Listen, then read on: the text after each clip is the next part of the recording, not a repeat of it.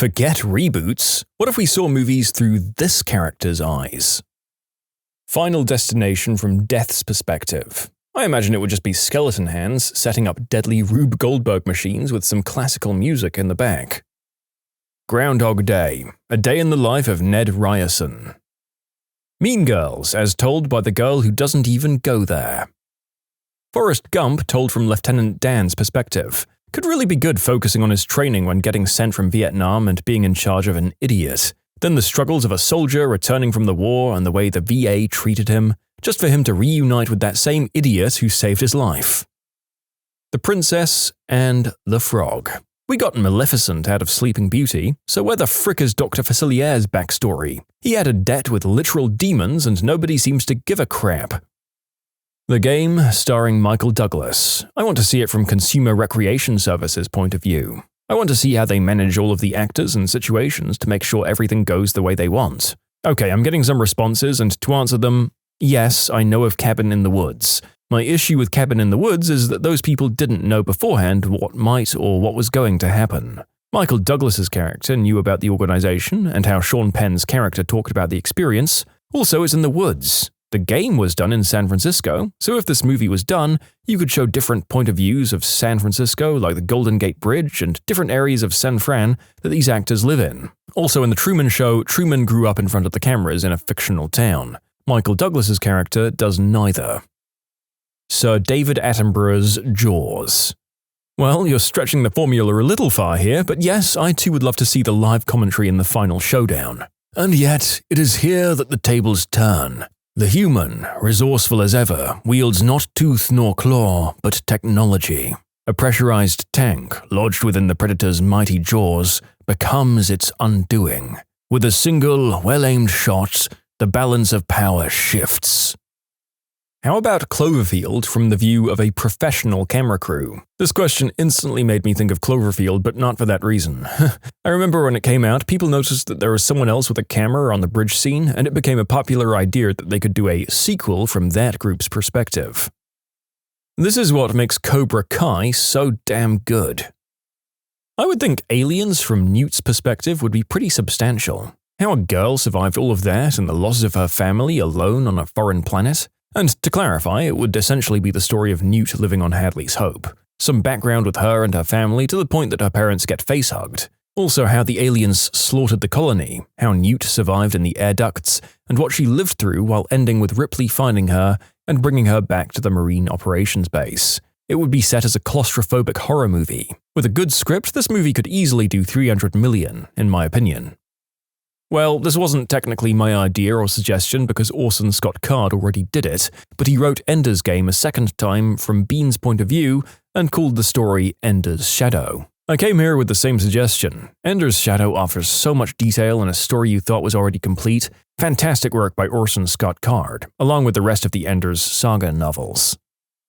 Tom Riddle, becoming Lord Voldemort. I just think it would be interesting to watch his journey and his story, although maybe not all that interesting as it seems like he took a good 30-year break to do whatever. I mean, there was a 17-year break in the Fellowship of the Ring storyline where Gandalf goes to research the ring, which was glossed over entirely. Even without relatively unaging characters, there's no reason not to just have a scene which starts with a 30 years later caption. It wasn't until I watched the movies with my wife, who's quite possibly the biggest Lord of the Rings fan that's ever existed, that I understood just how many time skips and crunches there were. That made the story flow so much better.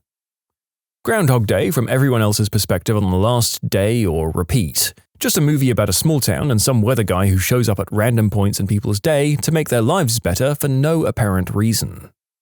It's not a movie, but I'd definitely watch Breaking Bad from the perspective of Gus Fring. That guy has a crazy story to tell. I like that we get a little bit of that in Better Call Saul. Wait, I've got it! Breaking Bad, but from the perspective of the lawyer. My God, you're a goddamn genius. E.T. from his point of view. Avatar: The Last Airbender from the point of view of anyone but M. Night Shyamalan. I'd love to see Azula's story. The series did a good job with her character, but expanding on it would be great. That, or just give us the story of Iroh's life. Let us see him go from generic Fire Nation prince to the wise, tea-loving Pai Shao player who guided his nephew. 500 Days of Summer. It would be really interesting to see Summer's perspective on everything. Aladdin from Jafar's perspective. A college theatre group did a very R-rated version that's absolutely hilarious, which can be found on YouTube under Twisted, the Story of a Grand Vizier. Actually, what I'd really enjoy is a late 80s or early 90s hand-animated Aladdin, where Jafar is the defender of the Sultan's realm against some nefarious interloper who's bent on stealing the princess's heart and worming his way into the royal family. And he has a genie. A Lion King prequel from Scar's perspective. Show what really happened before the Mufasa era, and see how Mufasa cheated Scar out of the throne. Scar, why can't you be more like your brother Mufasa? He's already started his own pride and is running for city council. All you do is sit around and hang out with those vile hyenas all day. You're a disappointment to this family. I mean, Scar's real name is Taka, which literally means garbage. So that's a messed up childhood. Air Bud, but told from the point of view of the kid who was pulled out of a basketball game to be replaced by a dog. I want to see a new version where the team they face in the championship brings in a tiger and forces the dopey rules committee to accept that yes, there is an implicit understanding that the players must be human. Or they just stick to precedent and the tiger destroys everything and everyone. Whatever. Horror movies from the monster or ghost's point of view. Basically Beetlejuice, but with other franchises. I want to see a superhero movie from the perspective of an insurance adjuster. It could be a comedy, but just like every day he wakes up and he's enjoying his morning coffee and bowl of oatmeal, and then he flips open the morning paper and sees Iron Man went full Michael Bay again, or the Avengers were back in town. He takes a long sigh, stands up, his chair squeaks on the floor, clicks pen, straps iPad to hip, tightens camera strap. This guy is the real superhero. There was a show called Powerless that was pretty similar to that concept, about an agency that deals with the aftermath of the collateral damages from superhero or supervillain fights. It wasn't the best show, but I think it was a cool idea. Unfortunately, it was cancelled after a season. I still think it's an interesting point of view, and I'd like to see someone else take a shot at it.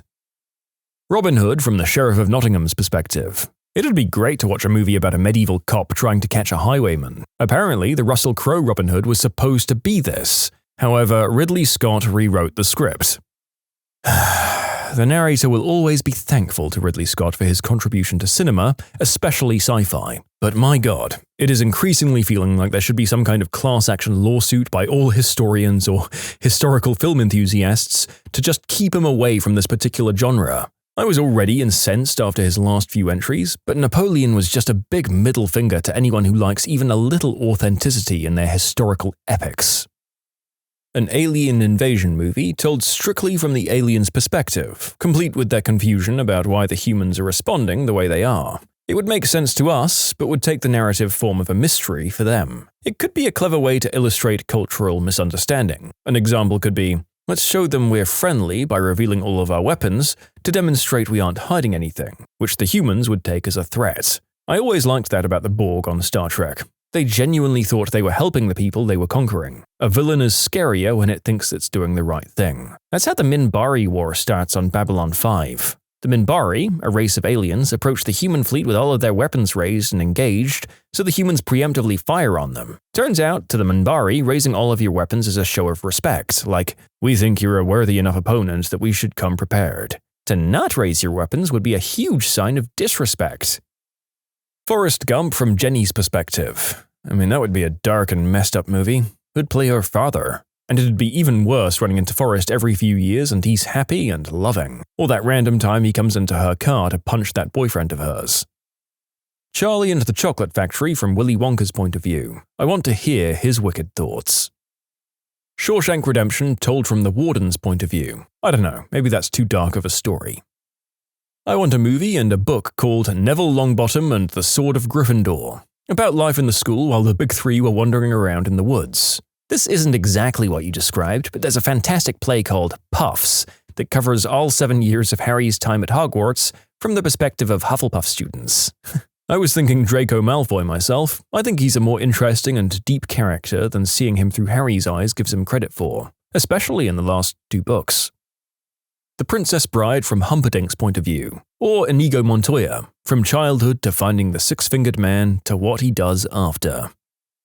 I want to see a Batman movie from a goon's point of view, like he wakes up and eats some cereal before meeting up with the crew, and just by chance he hung out with Joe the Goon that day instead of Bob. Now he's just gooning around at night when all of a sudden he gets absolutely destroyed by frickin' Batman. He can't believe his bad luck, and just like that, he's gone. coolest effed up thing to ever happen to him. Men in Black in the point of view of K. It instantly changes everything. Star Wars is a goofy stormtrooper buddy cop comedy. That's kind of the premise of Tag and Blink Are Dead. Basically, almost every stormtrooper you see in Star Wars is actually two rebels disguised as stormtroopers after being captured on the Tantive 4. The Sandlot from the perspective of James Earl Jones, how he grew up in the pre-Depression, pre-Civil Rights era, assuming he was born in the 1890s or 1900s, how he fell in love with baseball, went blind, what was his life like, and more details on how the Beast came into his life and why rumors ran rampant about the pup.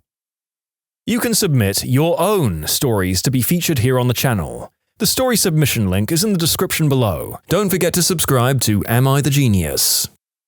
A capable and disfigured war hero, long past his prime, hunts down a cell of terror fighters, capturing one of the leaders, but not before she's able to send a message calling his former mentor out of retirement. In the process of retrieving the message, a family of locals is caught in the crossfire, which said former mentor uses to his advantage to radicalize the adopted son of the family. The boy manages to destroy a critical military base, giving the terror fighters legitimacy, and builds up a name for himself over the years. As the boy's exploits become more and more legendary, our hero comes upon a shocking revelation.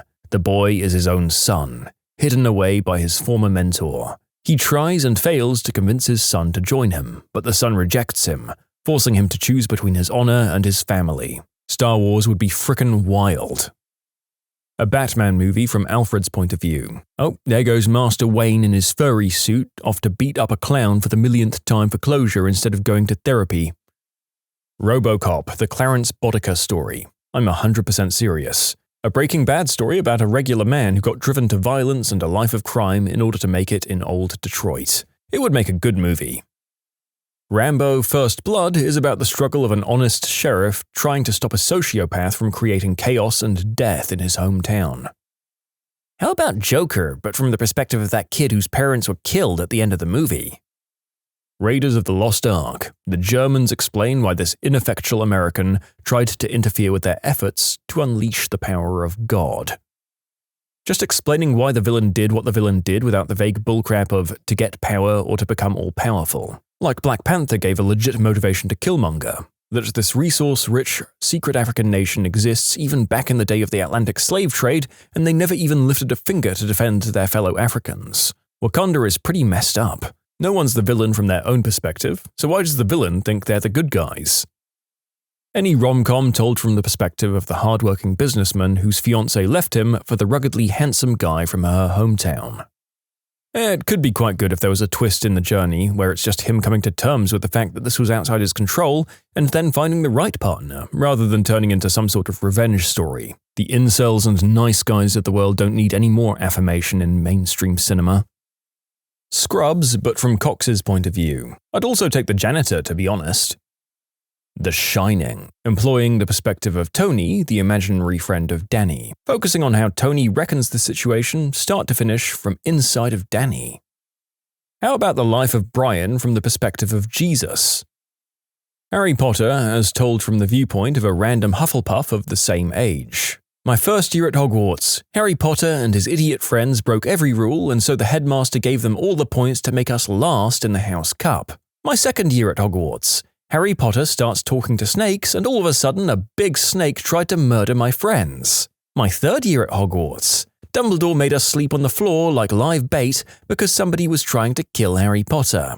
My fourth year at Hogwarts, Harry Potter finishes a fun contest over the corpse of like the coolest Hufflepuff ever, and so they gave him a big bag of fricking money. My fifth year at Hogwarts, Harry Potter gets everyone tortured by this Umbridge psychopath because he wouldn't shut up and formed an illegal rebellion, all while I have to take my most important exam ever. My sixth year at Hogwarts, Harry Potter is found with another goddamn dead body, and the one night it was so hot I slept in the buff I had to wake up and fight more people trying to kill Harry Potter. My seventh year at Hogwarts, when I still had to wake up in the middle of the night to fight the Dark Lord and his army, all of whom of course showed up to kill Harry Potter, despite the fact he wasn't even here this year. F this school, F Harry Potter, I'm bewitching a rich muggle and moving to Tahiti.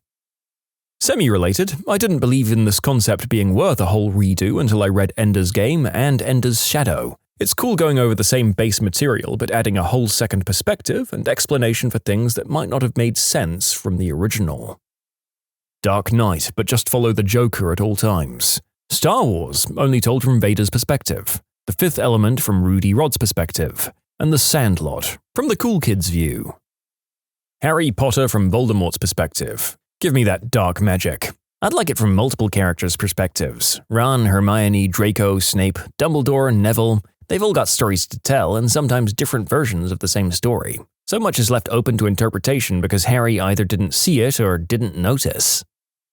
The original Star Wars trilogy told from the viewpoints of soldiers in the 501st Legion in a Band of Brothers format. I'd watch the crap out of that. So you're saying to make the Battlefront games into a TV show. Did the 501st members get replaced as they die though? I think I remember something about clones having short lifespans and most, if not all of them, having died out by the time of the original trilogy. Ferris Bueller's Day Off, told from Cameron's point of view, is something I've always wanted to see. Glad I found a group that I could say this in. I always liked the short scene where Cameron and Sloane were talking about their future. It's a nice break from Ferris's overwhelming presence, and I liked hearing their take on him as well. Biff Tannen point of view retelling of Back to the Future 1 and 2 where he vaguely remembers the other timelines and descends into madness trying to destroy his arch-nemesis, Marty McFly. This one's written in 2020. The new Artemis Fowl movie. I can already tell it's going to be crap and I want it redone appropriately. The Blues Brothers from the perspective of Twiggy. Just how bad was that prior engagement that hooking up with a gas station rando sounded like a good idea? The Wizard of Oz, but from the perspective of the Wicked Witch of the West. It could even be a musical with a score by Stephen Schwartz. That would make an awesome movie. Someone in Hollywood should really get on that. Fight Club, from Marlas. Star Wars The Phantom Menace, but from Palpatine's perspective. Similar to how Disney retold the story of Maleficent, it would be cool to see multiple villain remakes and why they became villains in the first place, starting with Ursula from The Little Mermaid. Fight Club, but from the point of view of one of the people who becomes part of their club. Possibly from Angel Face, so we see how he was going about life and how he got roped into everything and his justification for continuing to stay. It could be an interesting movie to see it maybe start out with him as a kid and make it seem lighthearted, and then show the effed up life he'd have that would make him want to take this dark spiral. It Follows. Perspective of the It. The story of how Grandpa Joe got into bed and then just decided to stay there, the lazy old bunt. Explain yourself. Yeah, I want it from Charlie's parents' perspective. They worked their butts off to take care of the family for X amount of years because Grandpa Joe apparently can't walk, and now suddenly he's well enough to go on a frickin' field trip and walk around a huge factory for 8 hours? Okay, Grandpa Joe. Heathers. JD's point of view would be really interesting. I want the tragedy of Lo Pan, how Lo Pan was cursed and how he wanted to be a human again, but the centuries turned him cruel and resentful to others. Hook, the version of Peter Pan with Robin Williams, but from Rufio's perspective. The Matrix from the perspective of the architect. So like, the Matrix without any of the stuff outside of the Matrix? Just watching Neo pop in and kick butt every now and again? The Marvel movies from each Stan Lee cameo's perspective. Nah, tell by Luis from Ant-Man. Well, as much as that promise would be entertaining for all of 5 minutes, I do admit that I'd love to watch him narrate one of the films each day as a 2 to 3 minute summary. All in one go might still end up as a feature-length film, and my god, that would be draining. Halloween/Jason. I want to see how the F these two got everywhere so fast while being so slow. They've got to be opening portals or something.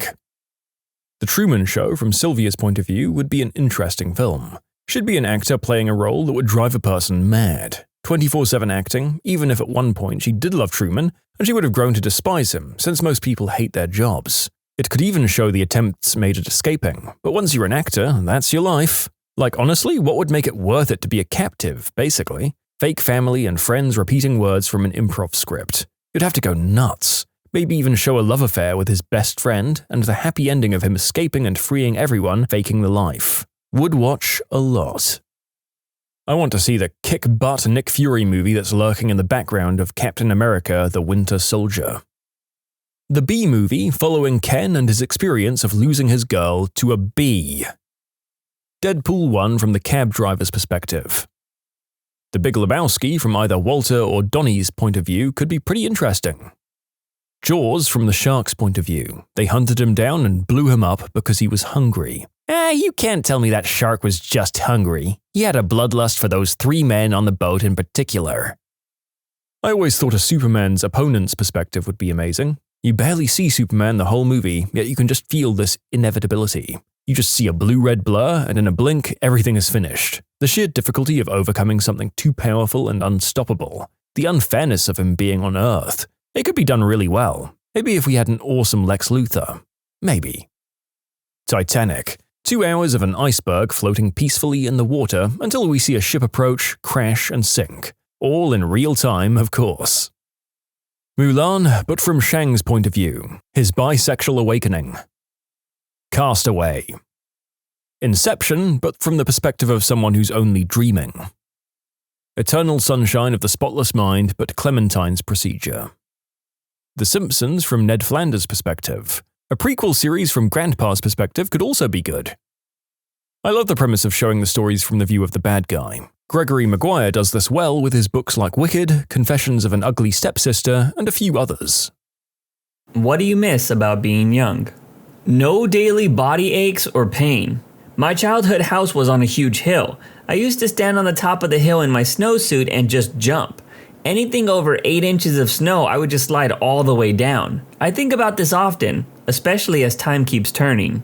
Yeah, I feel this one. I get random knee pain every so often. Not sure if it's from working out wrong or just getting older, but legit knocks me out for like 3 days or so. I look like I'm walking with an invisible cast on my whole leg. I miss my hairline. As someone who's losing their hair at 16, I envy you. Oh man, where do I start? Saturday morning cartoons, being carried to bed after falling asleep late on the couch, highly interested in astronauts, space, and dinosaurs. Every kid was. Everything seemed bigger. The small fort you built was gigantic. The skinny high school student that seemed like he was 25 years old. All teachers were old AF. The toilet in your school felt like a scary dungeon. Playing in the mud with your siblings and cousins, while your parents were screaming at your face for doing it, but you all knew you were going to do it again. You just knew everything would be okay because your parents were always taking care of you. And if they were angry with you, you could always just go to your grandparents. And of course, falling asleep in the back seat of the van while on your way to grandma's. The sound and feel of the off-ramp would wake me up just as we were getting home. Those were the days. Having more energy and my body not aching. Dude, energy. I could just wake up and my youth propelled me right into my day. Now I'm in bed for an hour past my alarm. I need 2 cups of coffee just to get moving. My wrists hurt after decades of using my hands repetitively for work. I get hot flashes, I'm unmotivated. I do things because I have to, not because I want to. As I get older myself, I'm curious how many people feel the lack of energy are also people that aren't very active. I think we underestimate how having a healthier lifestyle can really make us feel better. I say this as someone who has recently started taking their health more seriously. And man, I do feel so much better. Living in a world where it felt like the future was going to be better instead of worse. Honestly, as a 15-year-old, I gotta say I don't really think the future is that bright. Due to things like social media, we're being overloaded with negative information like climate change, oceans being polluted, inflation, high house prices, unemployment, and a lot more. Even really young kids, around 8 or 9 years old, are brought in contact with these topics, which is concerning in my opinion. I'm in my early 60s, and in the last 25 years, the media has been bought up by 6 different entities. There's so little difference in what they're all saying, and real investigative journalism has been replaced by PR releases. I've had to go to some YouTubers and some Substack people to get any meaningful news. On the bright side, I quit yelling at my television since I quit watching anything news related. I can relate, I rarely watch big news outlets. I watch people on YouTube and streaming services to cut through all the crap for me. The complete lack of responsibility. Yeah, I miss those days where my biggest problem was having to read out loud. But you can't know what a non-problem that is in the moment. Because back then, it was a big deal, as were middle school politics, failing a test, etc. It takes perspective to understand fully, which you don't have when you're young. Like seeing a toddler cry over a dropped ice cream cone. It's literally the worst thing in their whole life. I'm middle-aged and I greatly prefer it. Personally, my give a crap meter is broken and I have tools, experience, and perspective to actually deal with things. Either way, being a person can be tough at any age. Thinking that everyone I met and talked to was my best friend. This is quickly becoming my issue. I made friends so easily in middle school. Now everyone I made friends with is leaving, or I can't find new ones to talk to.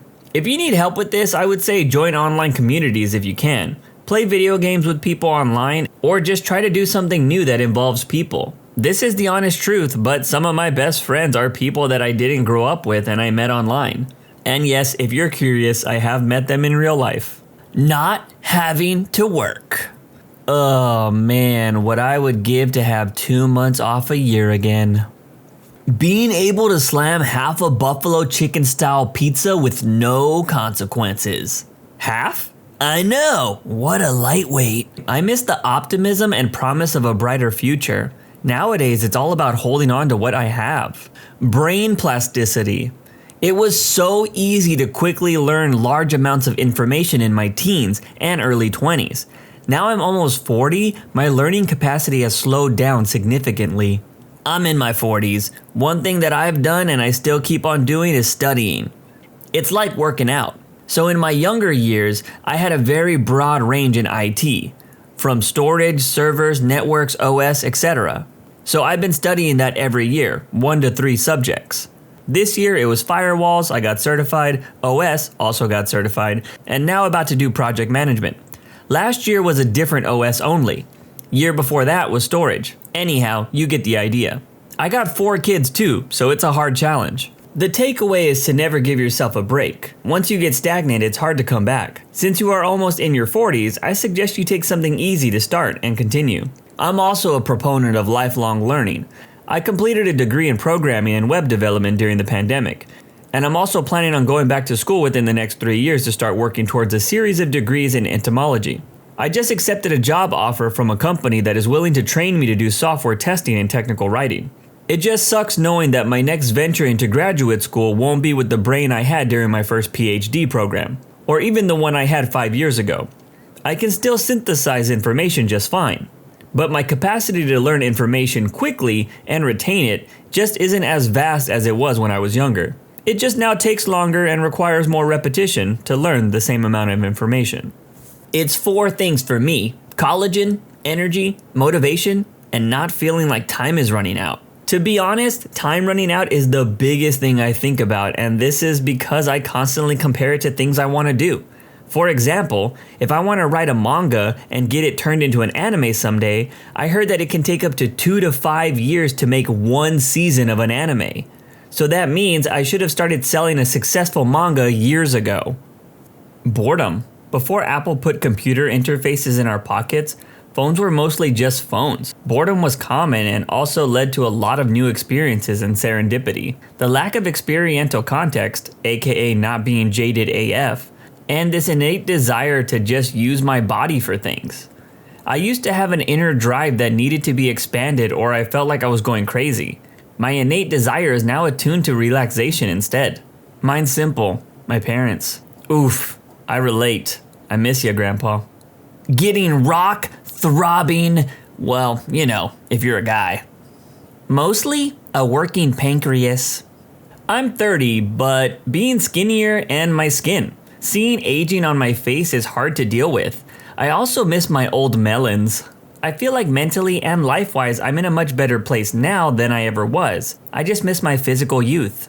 Oh my god, do you feel like it hit you really quickly? I always had it in my head that aging started at maybe 40, but I feel like my looks completely changed from like 29ish onward, and I agree, it's hard to deal with. I miss my old melons too. I'd love to have my physical youth back. I guess being creative and being naturally skinny. Yeah, same. I miss my waist and my motivation to be creative all of the time. I used to write a lot, and I also loved to dance, but then puberty hit me and I gained a freaking ton of weight. And I got bullied relentlessly for it by everyone, so that sucked. However, I would say I don't really miss my childhood.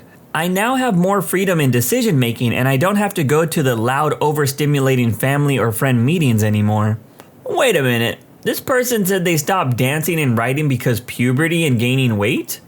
I feel like those are 2 things that you could still do easily. but I guess maybe the bullying played a big factor in it. 20-year-old me.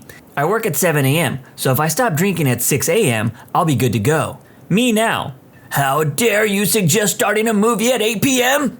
Being ignorant to how awful and hurtful the world can be.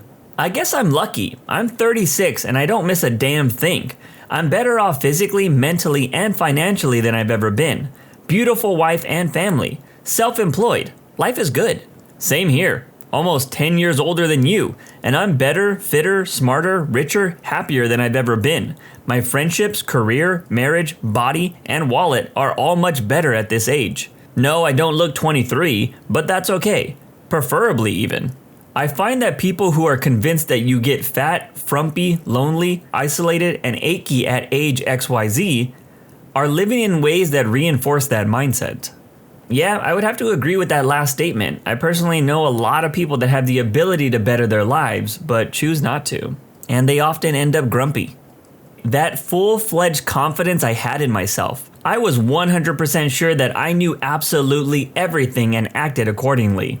Yes, it was absolutely obnoxious for those around me, but the confidence of 18-year-old me was unmatched. Now, I find this one funny because I was 100% this way. I thought I was going to win an Oscar and be making blockbuster films by the age of 25. Oh, how full of myself I was.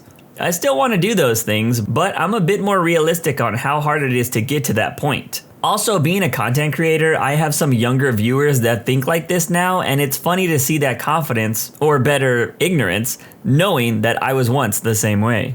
My metabolism. Just so you know, if you drag yourself to the gym a few days a week and put on some muscle, you'll raise your metabolism. Not just from the exercise itself. Once you build some muscle, you burn more calories at rest too. There are a lot of 50-year-olds at the gym who look and feel great. It just doesn't come free anymore. I'm not a doctor, so I don't know if any of that's true, but I can say working out does make you feel better. When you're in school and it sucks, you can think to yourself that it's just a temporary ordeal on a way to something better.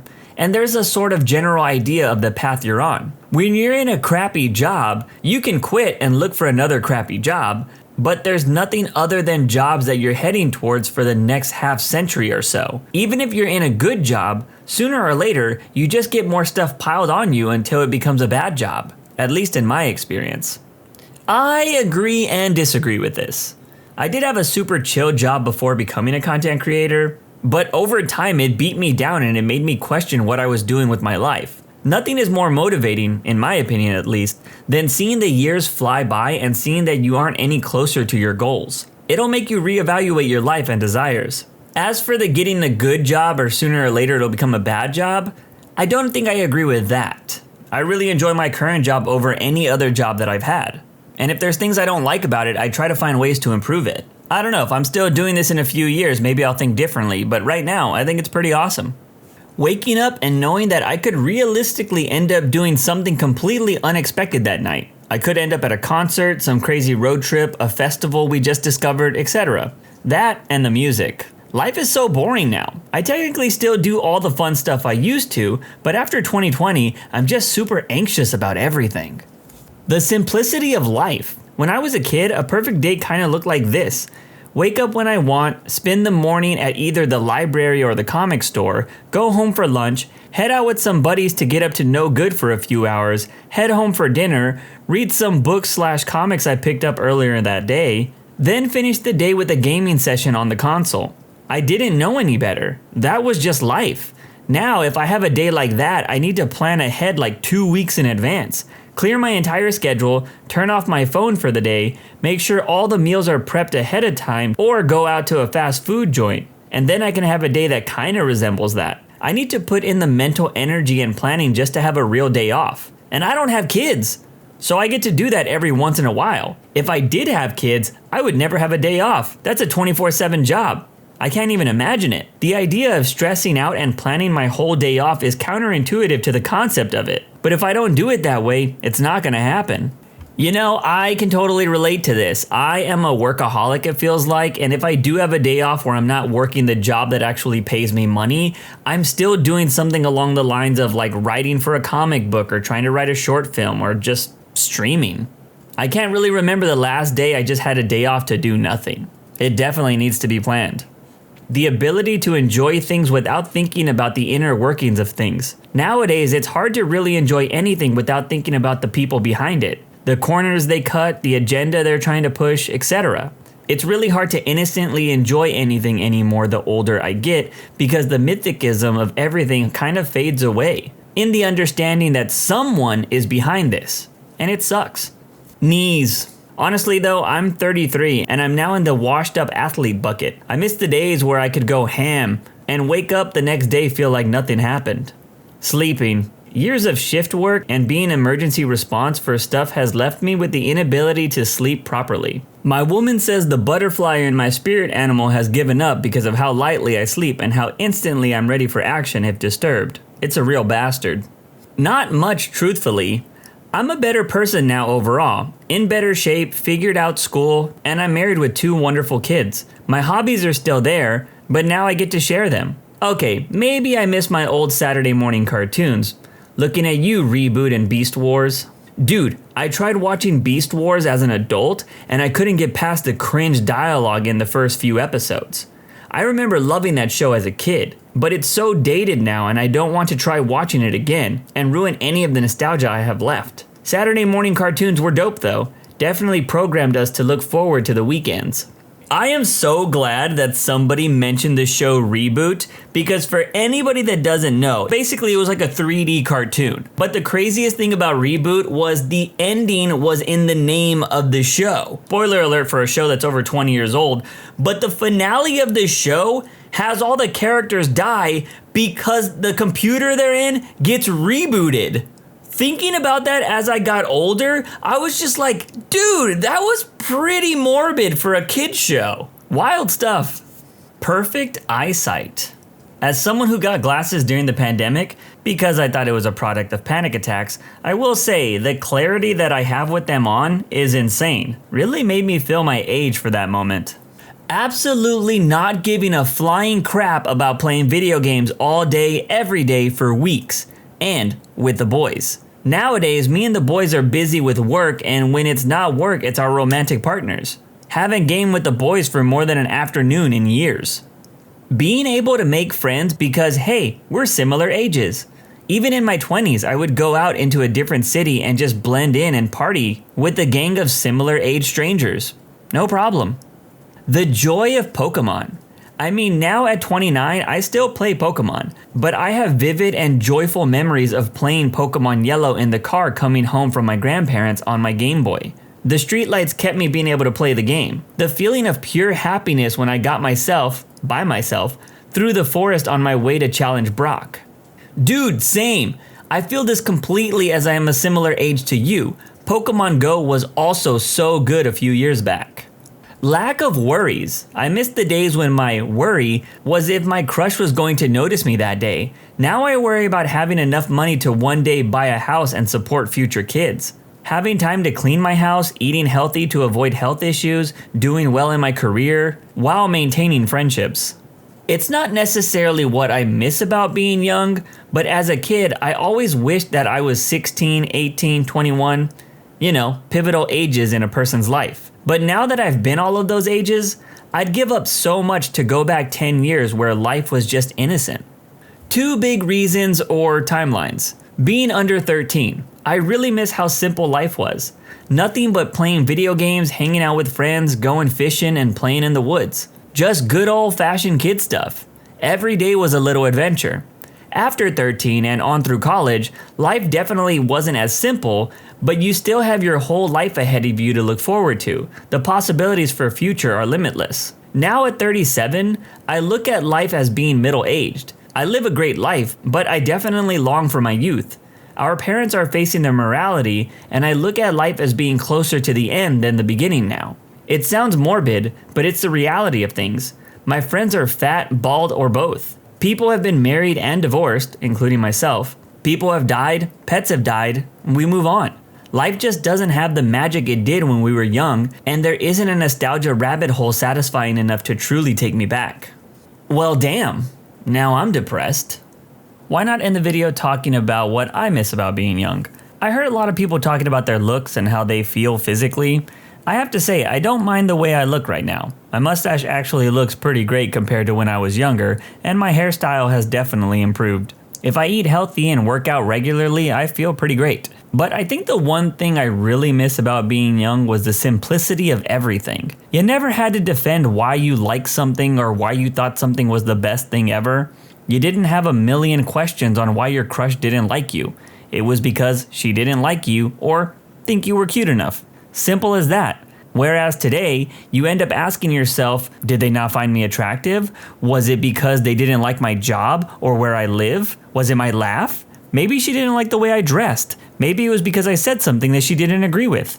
And so on and so on. But one thing that I didn't see on this list today was the lack of choices. I miss when I only had one video game to play because I became the greatest player at that game. I was doing speed runs of games before I even knew what speed runs were. I came from a family that couldn't buy new video games all the time, so I got one and I played it until you couldn't play the game anymore. Nowadays, great games are being released for free in hopes that you make in-app purchases. So many amazing games come out now that I beat them once and I move on to the next because I don't have time to collect every trophy in the games anymore. Oh, there is 10 different alternate endings to this game?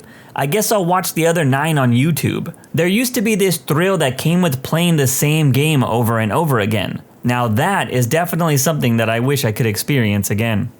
Redditors who have walked in on their significant other cheating. What were the next 30 minutes like? I walked in and she was acting very nervous. She also wouldn't let me walk to the room. It clicked and I got literal tunnel vision. Such a strange sensation. I don't remember too much, but the outer edges of my vision were black and I can only hear my own breathing. I guess I pushed her aside like she was a broom. Thankfully didn't hurt her. Then I went into the room and realized he was in the bathroom. What I remember is that I opened the door like a regular person. The broken door and her account say that I Hulk smashed the door open with my fist. I grabbed him and calmly escorted him out of the house without saying a word. He was bawling like a 12-year-old girl. I closed the front door, turned around, and told her she had an hour to get all of her stuff and leave. I watched SportsCenter until she was gone. I didn't walk in, but I was helping her study and grabbed her phone from between us to Google something. I was immediately greeted with a long string of explicit text with her "just friend." I set her phone down and left without a word. I sat in the fetal position beside my car in the parking deck for a good hour before I could even process it. We broke up later that day. She married him less than a year later, and they're divorced now. No happy endings for anyone in that story. I was pretty much trembling and wasn't capable of talking, just holding my tears. My hands were a bit shaky too. I wanted nothing but silence. One of the worst feelings ever. Didn't walk in. Caught him leaving as I went over the next morning to drop something off. She was in her skimpy nightwear kissing him goodbye. First thing that actually flashed across my mind was, I gotta get out of here or things are gonna go down. I was suddenly aware how I have anger issues, and that got a concealed carry license, and that I was carrying a loaded gun at that very moment. Looked at his smug face, looked at her panicked face, looked at his smug face again, turned and left, climbed on my bike and sped off. I never rode as fast, as recklessly, or as furiously as that time. I actually think I was trying to off myself. I did crash the bike. I was in such a murderous rage that I kept thinking faster for some reason. I entered a curve way too fast and slipped while leaning trying to make it. I got up, realized I was messed up, then kept walking into the middle of nowhere. I sat in a clearing and remained there until a policeman found me. I told him what had happened and handed him my gun, telling it was best he had used it because I felt the thing was demanding to be used. It was just my anger at the time. Police officer was sympathetic, drove me to the hospital and called a tow for the bike. The ride to the ER, I got to chatting with he and his partner. 10 minutes go by, and we're all laughing our butts off lost in random conversation. Me and those guys are good friends to this day, and in many shenanigans we have been involved since. Regarding her, I never bothered to check. TLDR, got cheated on, gained best friends after trying to endanger self. I'm glad this one at least had a happy ending. Calmly went to the hardware store and bought all new locks for the doors. When I got home, she was already there. Kicked her out, changed locks. This is the manliest response I've ever heard. I was pretty much just shaking and stunned, so I walked my bike home and just went, huh, well that sucks. She kept trying to call the house phone, but I wasn't answering. It was surreal. I reacted like, okay, I'll wait in the living room while you finish. 3 days later, I utterly lost my crap. Still haven't found it. I didn't walk in on it happening, but I saw it coming and did everything I could to stop it, including telling my girlfriend that if the woman I suspected her having a thing with came to my apartment when I wasn't there, it was over between us. She constantly told me nothing was happening between them, so I gave her the benefit of the doubt. When I was out of state for a funeral a week later, I went through the Google Home app and noticed recordings of the Google Home speaker being used after midnight. I listened to them and heard the recordings of my now ex-girlfriend and the other woman using my Google Home. I came back 4 days later, had this on my chest for 4 days, and asked my girlfriend as we laid in bed next to each other if anyone came to the apartment while I was gone. She looked me in the eyes and said no. I said again, was girl's name in my apartment while I was home for a funeral. She continued looking me in the eyes, laying inches away from me, and said no. I picked up my phone and played the Google Home recording and asked her, then who the heck is this? She was a deer in the headlights. She couldn't speak for 5 minutes. I told her she was a liar, a manipulator, and a freaking coward, and told her to get the heck out. She left her Facebook open on my laptop I let her use for school. 4 years and an engagement. During the affair, I paid her taxes and paid to remove her wisdom teeth, all while she screwed the guy I didn't need to worry about in our bed. In our room I paid rent for. It really felt like getting hit by a bus. I couldn't breathe, threw up multiple times, and finally slept when I passed out drunk. Found out he was cheating on me for 4 months while he was miles away. I was just angry as heck and punched a wall in my house. The morning after I found out, I went to work and I asked my boss to transfer me to another state. A few weeks after going to another state, I met the love of my life, and we now have a puppy and are getting a house together. Wife of 6 years got a new job in medical device sales and was out of town for 3 weeks straight for training. The first 2 weeks went okay, but she had never traveled before, so it was difficult on both of us. I have several friends who work in the industry, and they all pretty much paint the same picture. Lots of alcohol, lots of hooking up. It's okay, not my wife. She would never. But the next time we spoke, she could tell something was wrong. She had been talking about this guy quite a bit in our conversations, so I asked about him. Oh, he's nobody. Just another rep from another state in training with her. Regardless, that afternoon, I got a text from him, explaining that my wife had told him that I was asking about him, and he decided to text me to reassure me that he was married, had 3 kids, nothing was going on. I bought it. And then, the night before she comes home, it happens. 4 a.m., I get a phone call from her, but in my slumber, I sent it to voicemail. She was absolutely wasted and had drunkenly dialed my phone instead of his and left a voicemail. The voicemail consisted of explicit details of their intimate encounters that week, and since they will be traveling together in the future, the continuation of more intimate encounters were promised, including details on how she loved it when he did X to her Y and Z. I got out of bed, walked down the hallway to our daughter's rooms, 2 and 4 at the time, grabbed both of them, and brought them to bed with me. I held them tight while they slept on each side of me, while I cried the remainder of the night. Not for me, but for them, because their world was going to get turned upside down in less than 12 hours from now. I then got out of bed, logged onto her computer, and, after a little investigative sleuthing, I forwarded every iMessage, every picture as well as the voicemail she drunkenly sent me to his wife. So to clarify a few things, this is a throwaway account, so any questions regarding 5-day-old account, etc. are because of that. First of all, thank you for the support, fellow Redditors. This happened a while ago and I moved on. It still hurts. I still haven't come to trust anyone fully yet, but really, I have no interest. I'm only 36, so I'm just having fun working on being a better me. Regarding paying support, even though she makes twice I do, I pay support because it's my duty to my kids, regardless of what she makes. I'm not hurting for cash, not by any means, and neither is she. And yes, the court system is heavily flawed and biased towards mothers. In cases like this, the girls should be living with me. But again, thank you for being awesome, Reddit. Fun story. I'm a bit late to the party, but I'll share anyway. Had a buddy that I had not seen for a while come to town. We were going to meet up and go drinking, but I ended up having to close because someone called in sick. Buddy goes out and parties all night. I tell him to call if he needs a ride. Get the call at about 3 a.m. to come get him at some chick's house. He gives me the address and it's my girlfriend's address. She lives with her sister, so I thought he went home with the sis. I walk in the house and head to my significant other's bedroom, and guess who's there? My buddy. Should have seen the look on her face, and it was priceless.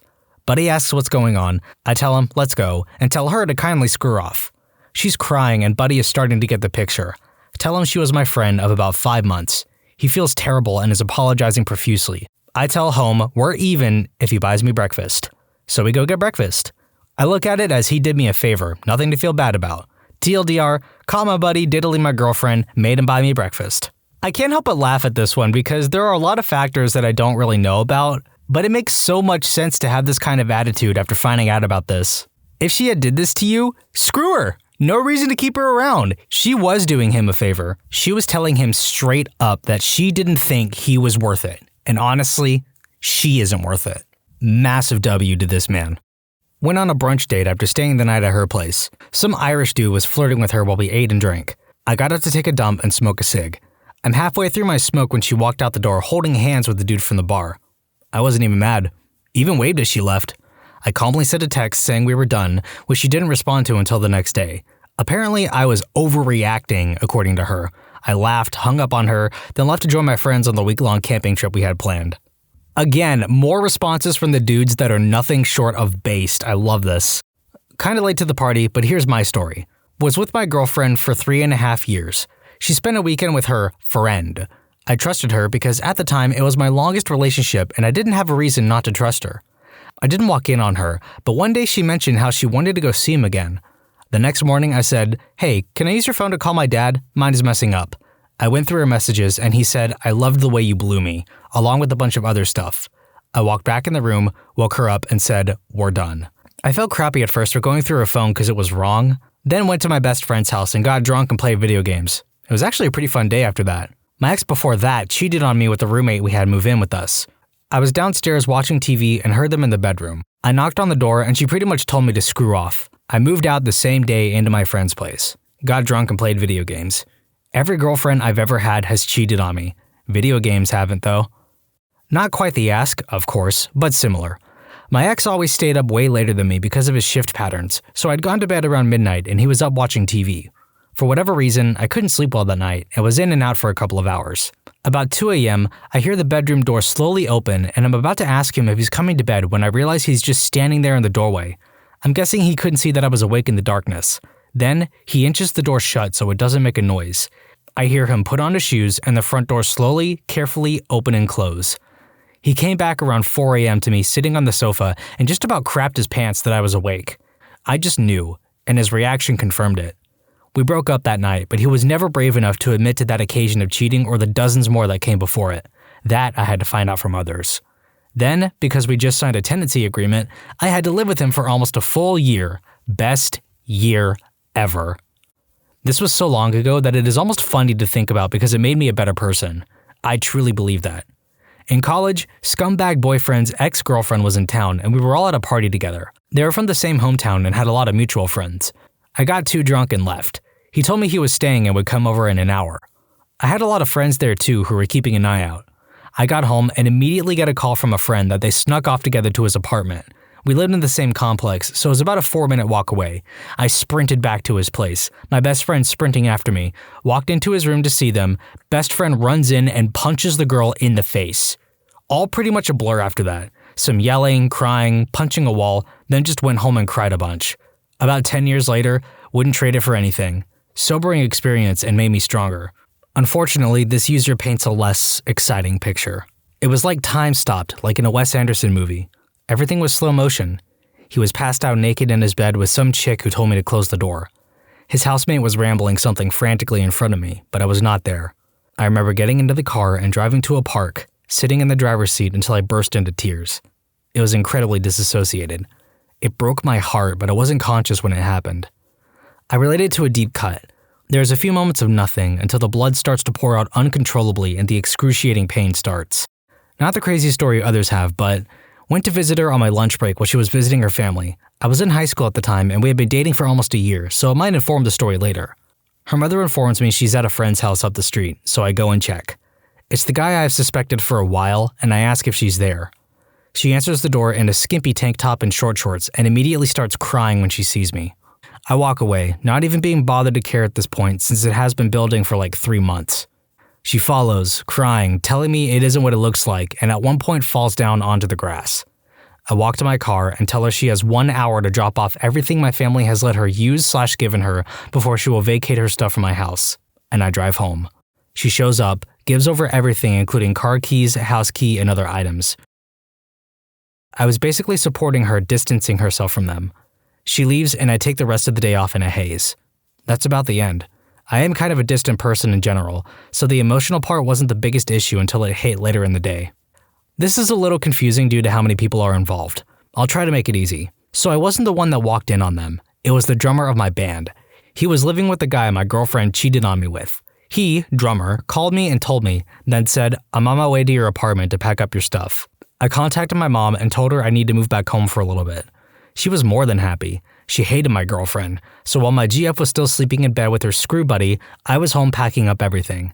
Best part was, she didn't have a job, so it was literally everything. I had it all moved out before she even got home. She had no idea why I moved, because, unknown to her and her screw buddy, my drummer was there the whole time. His car was at the shop, so someone else brought him home. They thought he was gone for the night. Long story short, she started dating an even different guy a few weeks later and called me drunk one night asking me to sleep with her. I didn't, but I made sure word got to her new boyfriend. Also, our favorite TV show together was Lie to Me, so I made sure that when I moved out, I hid all the DVDs of the show around the apartment for her to find. That alone made me feel a little better. Hope this wasn't too confusing. Dude, hiding the DVDs, that's a respectable kind of petty. Didn't walk in on, but my then boyfriend called and asked me to drop off his phone at his work. I go to retrieve the phone and it vibrated, so I looked to see who it was. Found all sorts of communication from a woman that is not safe for work. This was back in 2008 and my ex had a flip phone. I snapped it in half and threw it out. Wasn't a walk-in, but I still love telling this story because in hindsight, it's pretty freaking funny how horrendous this situation was. Was on and off with someone for years. She had commitment issues, to me at least. All of a sudden, we're talking more often for a few weeks. She seems more serious and wants to take a trip with me. We take a ferry ride out to this secluded island off the west coast of Florida to camp for a few days. Has a beach and bike trail. Second day we're there, I get a really long text from some random number, and it turns out she's been screwing her ex, guy she was dating in between our on and off, while talking to me. What's worse, she got him to watch her dog while her and I were on this trip. He was suspicious about how she had been acting, so we went through her texts on her MacBook and found out she was with me. Believe it or not, it gets even worse. The ferry that took us to this island wouldn't be back for another full 24 hours, so we had to stay another night there. I got bitten up by bugs that night, and then we awkwardly packed up all our crap the next afternoon and drove 2 hours back home together the next day, hardly speaking in that period. She dropped me off and drove to deal with her ex, and I never spoke to her again. Silver lining, I'm now happily married to the love of my life, and it's definitely not this woman. In my mid-20s, I was living with someone I'd been in love with for years. He said he loved me, but didn't want to commit and was interested in a polyamorous lifestyle. I did what I could to give him time to figure out what he wanted. We did everything together for 2 years. Traveled to Europe, went on vacations every couple months. We'd meet women online together and bring them home for crazy intimacy parties. My sex drive was off the charts back then, and I didn't really care if it was a guy or a girl helping get me off. We did a lot of crazy experimentation together. To this day, he knows more about me than any other person, and vice versa. Eventually, my self-esteem and sanity began to wear thin. Our relationship broke down. He'd begun to bring around one of our former playthings more and more. He'd always told me that I didn't need to worry about her because he wasn't really interested in her. It was just intimacy, and loved me most. Anyway, it came to the point where I needed to leave. I found an apartment with some friends, but wouldn't be able to move in for about 45 days. I told him I knew he was going to play with other girls, but begged him to not bring them home overnight until I could get out. It just hurt too much. One night I came home and heard giggling in his room. I was staying in a room next to his. I knew it was her. I texted him, asking why he couldn't just wait a little longer because he knew he was destroying me. He texted back, insisting that no one was there and I was crazy. Later, I heard moaning and gasping. Long story short, I saw her in the hallway the next morning. She smirked at me. I moved out 2 weeks early when my place opened up unexpectedly. He married the girl, but still toyed with my emotions up until the actual wedding. Whenever they had problems, he'd always come back, talking about second chances and how we were made for one another. I'm a happily married woman now, living in a wonderful city. I have a dog and nice apartment. I'm still not sure I'll ever recover from the rage and pain that man put me through. Just a quick PSA side rant here. Polyamorous relationships are definitely not for everyone. It involves a lot of communication between partners. For scumbags like this guy, it was an excuse to cheat. That's not how it goes for everyone. For people who are actually poly or part of a polycule, they're way happier with their partners because they're willing to have these conversations and not go behind each other's backs. It's all about setting and respecting boundaries. On my birthday, I got sick so I couldn't go out and celebrate, but my now ex-wife had arranged a big celebration with lots of friends, so of course she went out because it's crappy to cancel at the last minute on so many people. Anyway, I just went to bed and slept. 2 a.m. rolls around and she drunkenly climbs into bed, which wakes me up, but she didn't notice, and started texting and trying to take nude pictures, seriously, to guys. I saw because I was awake, took the phone from her, went through everything. She had multiple dating apps, was texting as many as 20 other guys and sending them naked pictures. All of them were taken while I was at home, either in another room or sleeping. The next 30 minutes were her sitting in silence and me packing my stuff to go to a hotel for the weekend. And then the following few weeks were spent with her telling me it was all my fault. We're not together anymore, clearly. I cracked the plaster on the wall with the back of my head. She said she was sorry, so sorry, that she didn't want it to end things between us. I told her to leave. She eventually did. That was the first time we broke up. Strangely, the others weren't as bad because I had already been through it. Still bad, but the final straw made it very easy to walk away. I worked for a few months, saved everything I could, then moved across the country. The last text I got from her was, "Where are you? We need to talk. I'm coming over. Everyone's telling me you moved, but I know they're lying." I never have snappy comebacks and I never get revenge, but tapping the word California into my cheapy Nokia and then sending it from the sunny streets of Venice to the icy winter frozen wasteland of Minnesota is one of the best feelings I've ever had after being hurt. It all started to get better from there. She married an idiot knuckle-dragging caveman misogynist. She saw me on a TV show once and sent me a picture of herself in an effort to smooth things over. Time had not been kind. When you're done, you can meet me at the park. I sat there with the six-pack waiting for him. Go on. I literally caught him with her on top in our bed. Anyways, so I waited as he showed up with already a few cold ones consumed. Discussed about how long it had been going on and that I was moving out, and he could keep the bed. He's actually one of my good friends still after 15 years. I just hate drama, so it's better to walk away. Sorry it's not a more exciting story. What words or phrases do you hear someone say and immediately know you're probably not gonna like that person? Tough love often seems to be used as an excuse to be a jerk. I get it when it's like an intervention, but most times I've personally heard this is just for when people want to start crap. So I personally don't use the term tough love, but I am the doesn't sugarcoat things friend. Granted, I know how to read a room and I'm not heartless, but there are a bunch of people in this world that need a little push or to be told that they are acting a certain way that might not be for the best. I feel like tough love is probably the best phrase, but I don't know another phrase that doesn't seem negative. You're so quiet. No, I'm not quiet or shy, I just don't want to speak to you. We're all family here. In a work setting, mother freaker, you just laid off cousin Bill last week. Yeah, as soon as you start talking to your coworkers like you talk to your brother, you get written up. Can you go get the cart from the back in building C? Get crapped on, poophead. You've got legs. Instant write-up. So much for family. No offense, but just before saying the most offensive thing you've heard in your life. See, also, don't take this the wrong way, with a disaster statement to follow. That's the cousin of, I'm not racist, but proceeds to say the most racist thing you've ever heard. Can't forget stepsister of, not to be political, but you can't retort it because they made it clear that their political rant wasn't political. This family usually calls Twitter home. People don't like me because I tell it like it is. And naturally, they hate when anyone else dares to tell them how it is in kind. Very thin-skinned these blunt folks are. My ex. I wear my heart on my sleeve. Also my ex would quietly simmer about things he secretly had an issue with for months, make snarky remarks out of nowhere, and then it would be like pulling teeth to get him to have a solid conversation about what the freak was even up with him. Turned out to be a shady mofo who would rather burn everything to the ground and start over with a whole new friend group than actually admitting to someone that he was in the wrong. I'm so bipolar. To explain why they are indecisive, or to play off poor life choices, or just to say it to sound quirky. I really hate that because I'm bipolar and I rarely tell anyone. I hate this for, I'm so OCD, too. Yeah, definitely. My colleagues say this all the time and it's really annoying. I actually have OCD and it's a horrible condition that limits your life so much and it gives you so much stress and anxiety. Another one that makes me roll my eyes is, I'm so weird. People seem to like to use those kinds of words to make them seem special or cool. Whatever. I'd like to add in here the phrase, I'm dyslexic. For people that do something by mistake or switch something around that they didn't mean to, that's not dyslexia.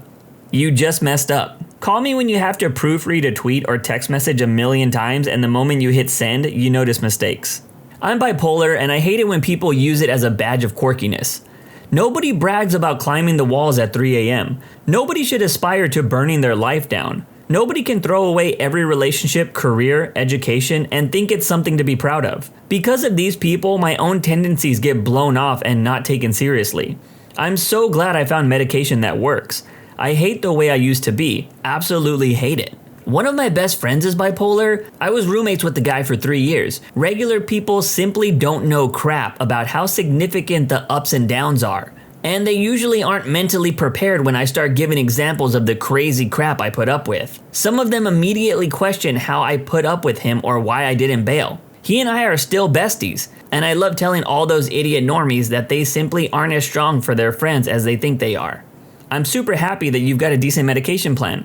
My friend finally found something that works this past year, and instead of waking up thinking, I wanna die, or messaging all of his Discord friends at 5 a.m. to see if anybody is still awake, he just goes to work feeling like a human, and he goes to bed early just because he wants to.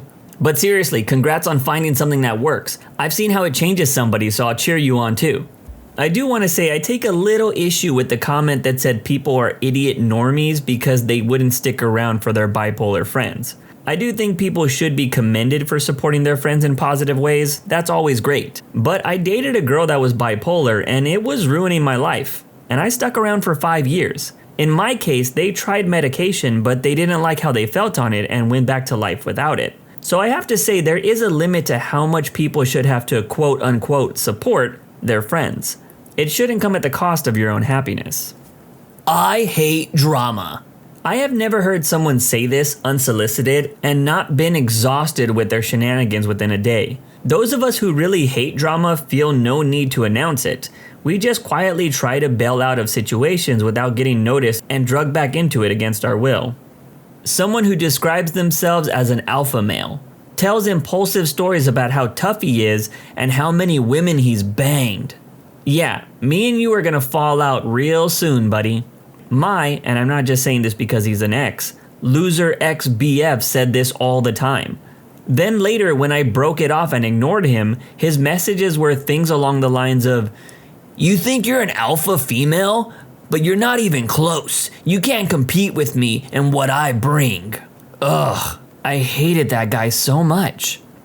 I didn't believe it until I had a roommate call himself one. And he was serious about it. Considered himself a global nomad, does nothing but look at stocks and crypto every day, only wore tank tops, had a man bun, believed himself to be a natural leader and kept trying to force himself as the leader of the house. Eventually he got into a fight with my roommate because the alpha kept insulting his parents. When I told them to fight, my roommate pushed him. The alpha called the cops because he touched me first. The cops laughed in his face. But it wasn't fun being questioned by the cops at 10 p.m.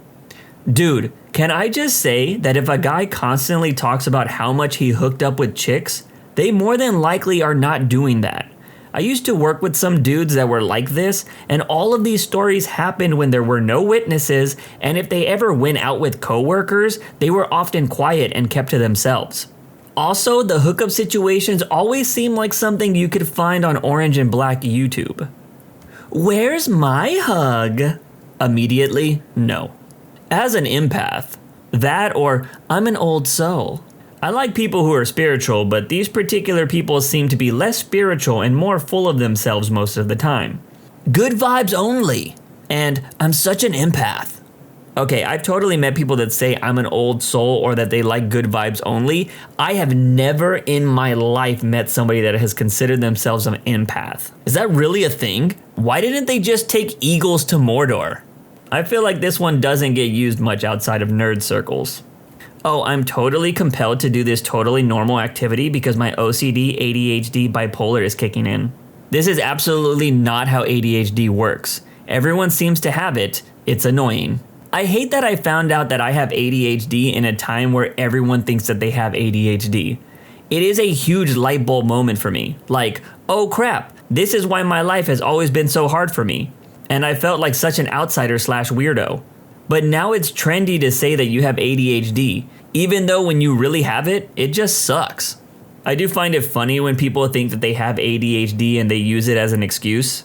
When I hear somebody say that, I usually ask, were you diagnosed? And if they say no, I just tell them, you're probably just bad with time management. You'd be surprised how much people could get done if they actually scheduled things out. Those type of people that say, I got this shirt for X amount and these shoes for Y amount. You pay way more than normal people for stuff. That's not something to brag about. Also, do you really have no innate worth that you have to toss around price tags to attract people? To be honest, I throw around amounts sometimes, but in the opposite, usually to boast about how cheap something was. When someone compliments my jacket, oh my god, it was on clearance for 20 bucks, thanks. Both sides of this coin can be really annoying, but it's harmless if you just do it from time to time. Women who say, I only have guy friends, which is usually followed by something like, women always bring drama, women are usually jerks, women can't handle how real I am, women are always jealous of me. Yeah, it's great to have guy friends, but the problem is when women who view other women as the enemy. Oh my god, I hate this one too. Girl, when you're having problems with all the other women, you're the problem.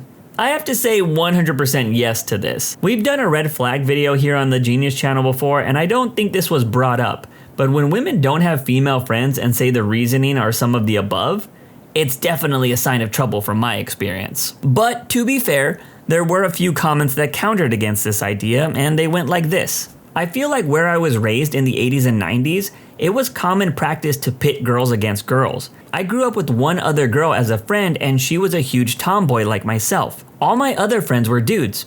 Okay, fine. They were good people, but as an almost 40-year-old woman, I love and cherish my women friends, and have almost no close male friends anymore. I feel like I was robbed of female friendship as a child due to my parents, and other adults making me think I hated other girls from the get-go. I just want to add, everyone who says that dudes don't like drama are full of crap. Men love drama.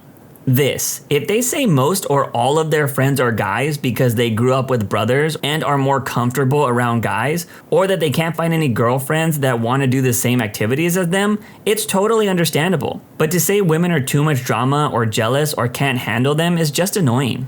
Sincerely, I'm a girl that has a bunch of guy friends, which is fine, but I like to do typical male activities. But I also wish I had more women friends because sometimes guys just don't get it.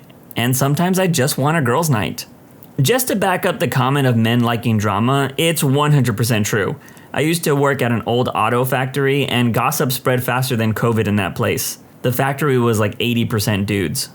My truth. As the way my philosophy professor put it when a girl asked, I'm just speaking my truth. I could believe the moon is made of blue cheese and say that's my truth, but that doesn't make it true. Get over yourself. I think I would have loved this professor. Reminds me of one of my favorite quotes that I believe comes from Ricky Gervais, and it said something along the lines of, just because you're offended doesn't make you right. And I feel like that statement is becoming truer and truer by the day.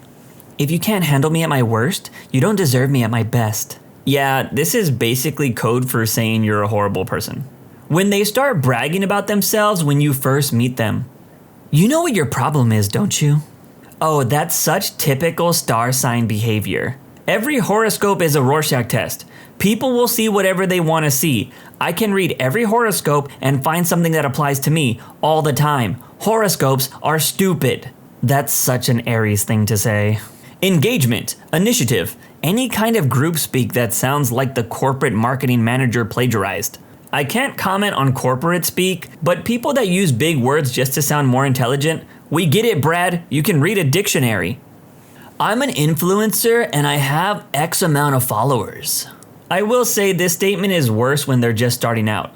Yeah, I just started, but I know what it takes to become famous, so in a few months, these numbers are gonna be insane. Just watch.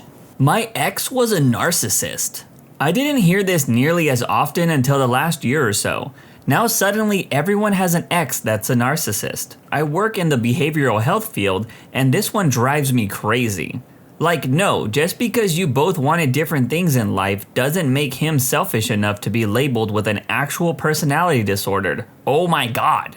Just say you weren't compatible and move on with your life. No offense to those who actually genuinely dated a narcissist.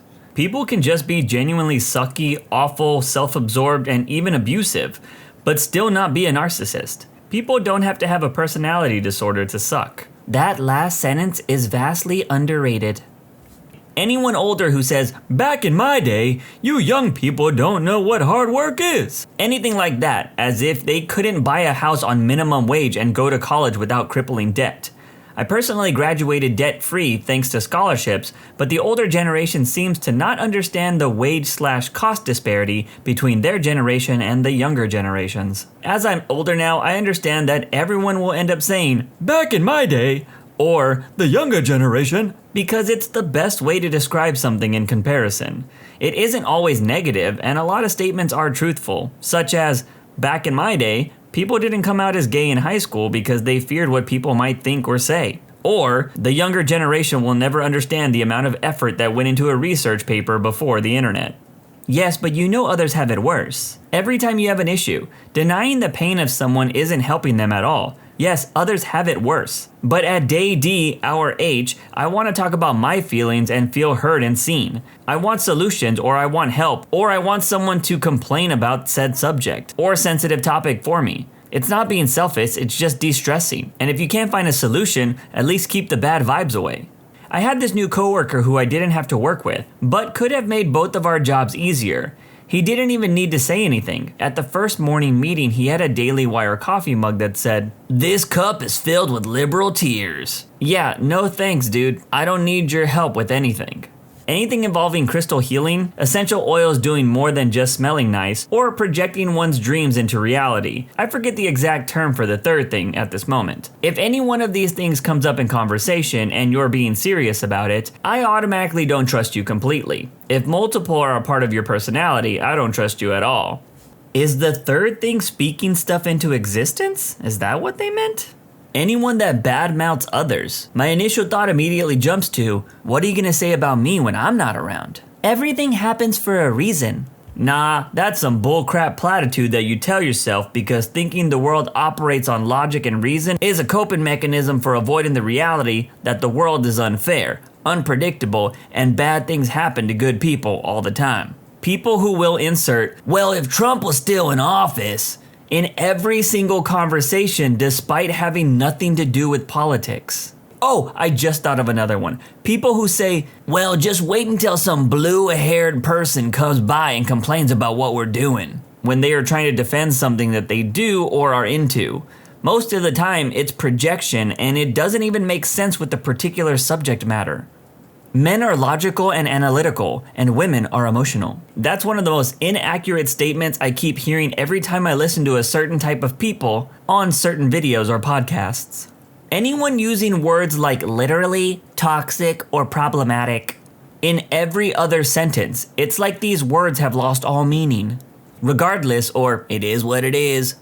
Guilty of it is what it is. I'm not saying I don't care. To be fair, sometimes I don't care. But more that you need to keep perspective in what you have control over in your life and what you don't. I have a few coworkers that are habitual complainers, to the point that I believe it may just be their natural state. Why the freak are you complaining to me because Taco Bell was out of Baja Blast 8 hours ago, before you came to work and now your day's ruined?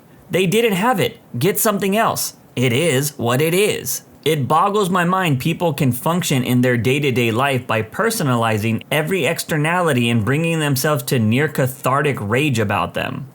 Any talk of Biden crime family, Hunter laptop, CRT, they put litter boxes in schools for kids that identify as cats, them teachers are indoctrinating kids, mentions of Newsmax, OAN, or Tucker freaking Carlson, or blaming Democrats for every poor choice they made in life.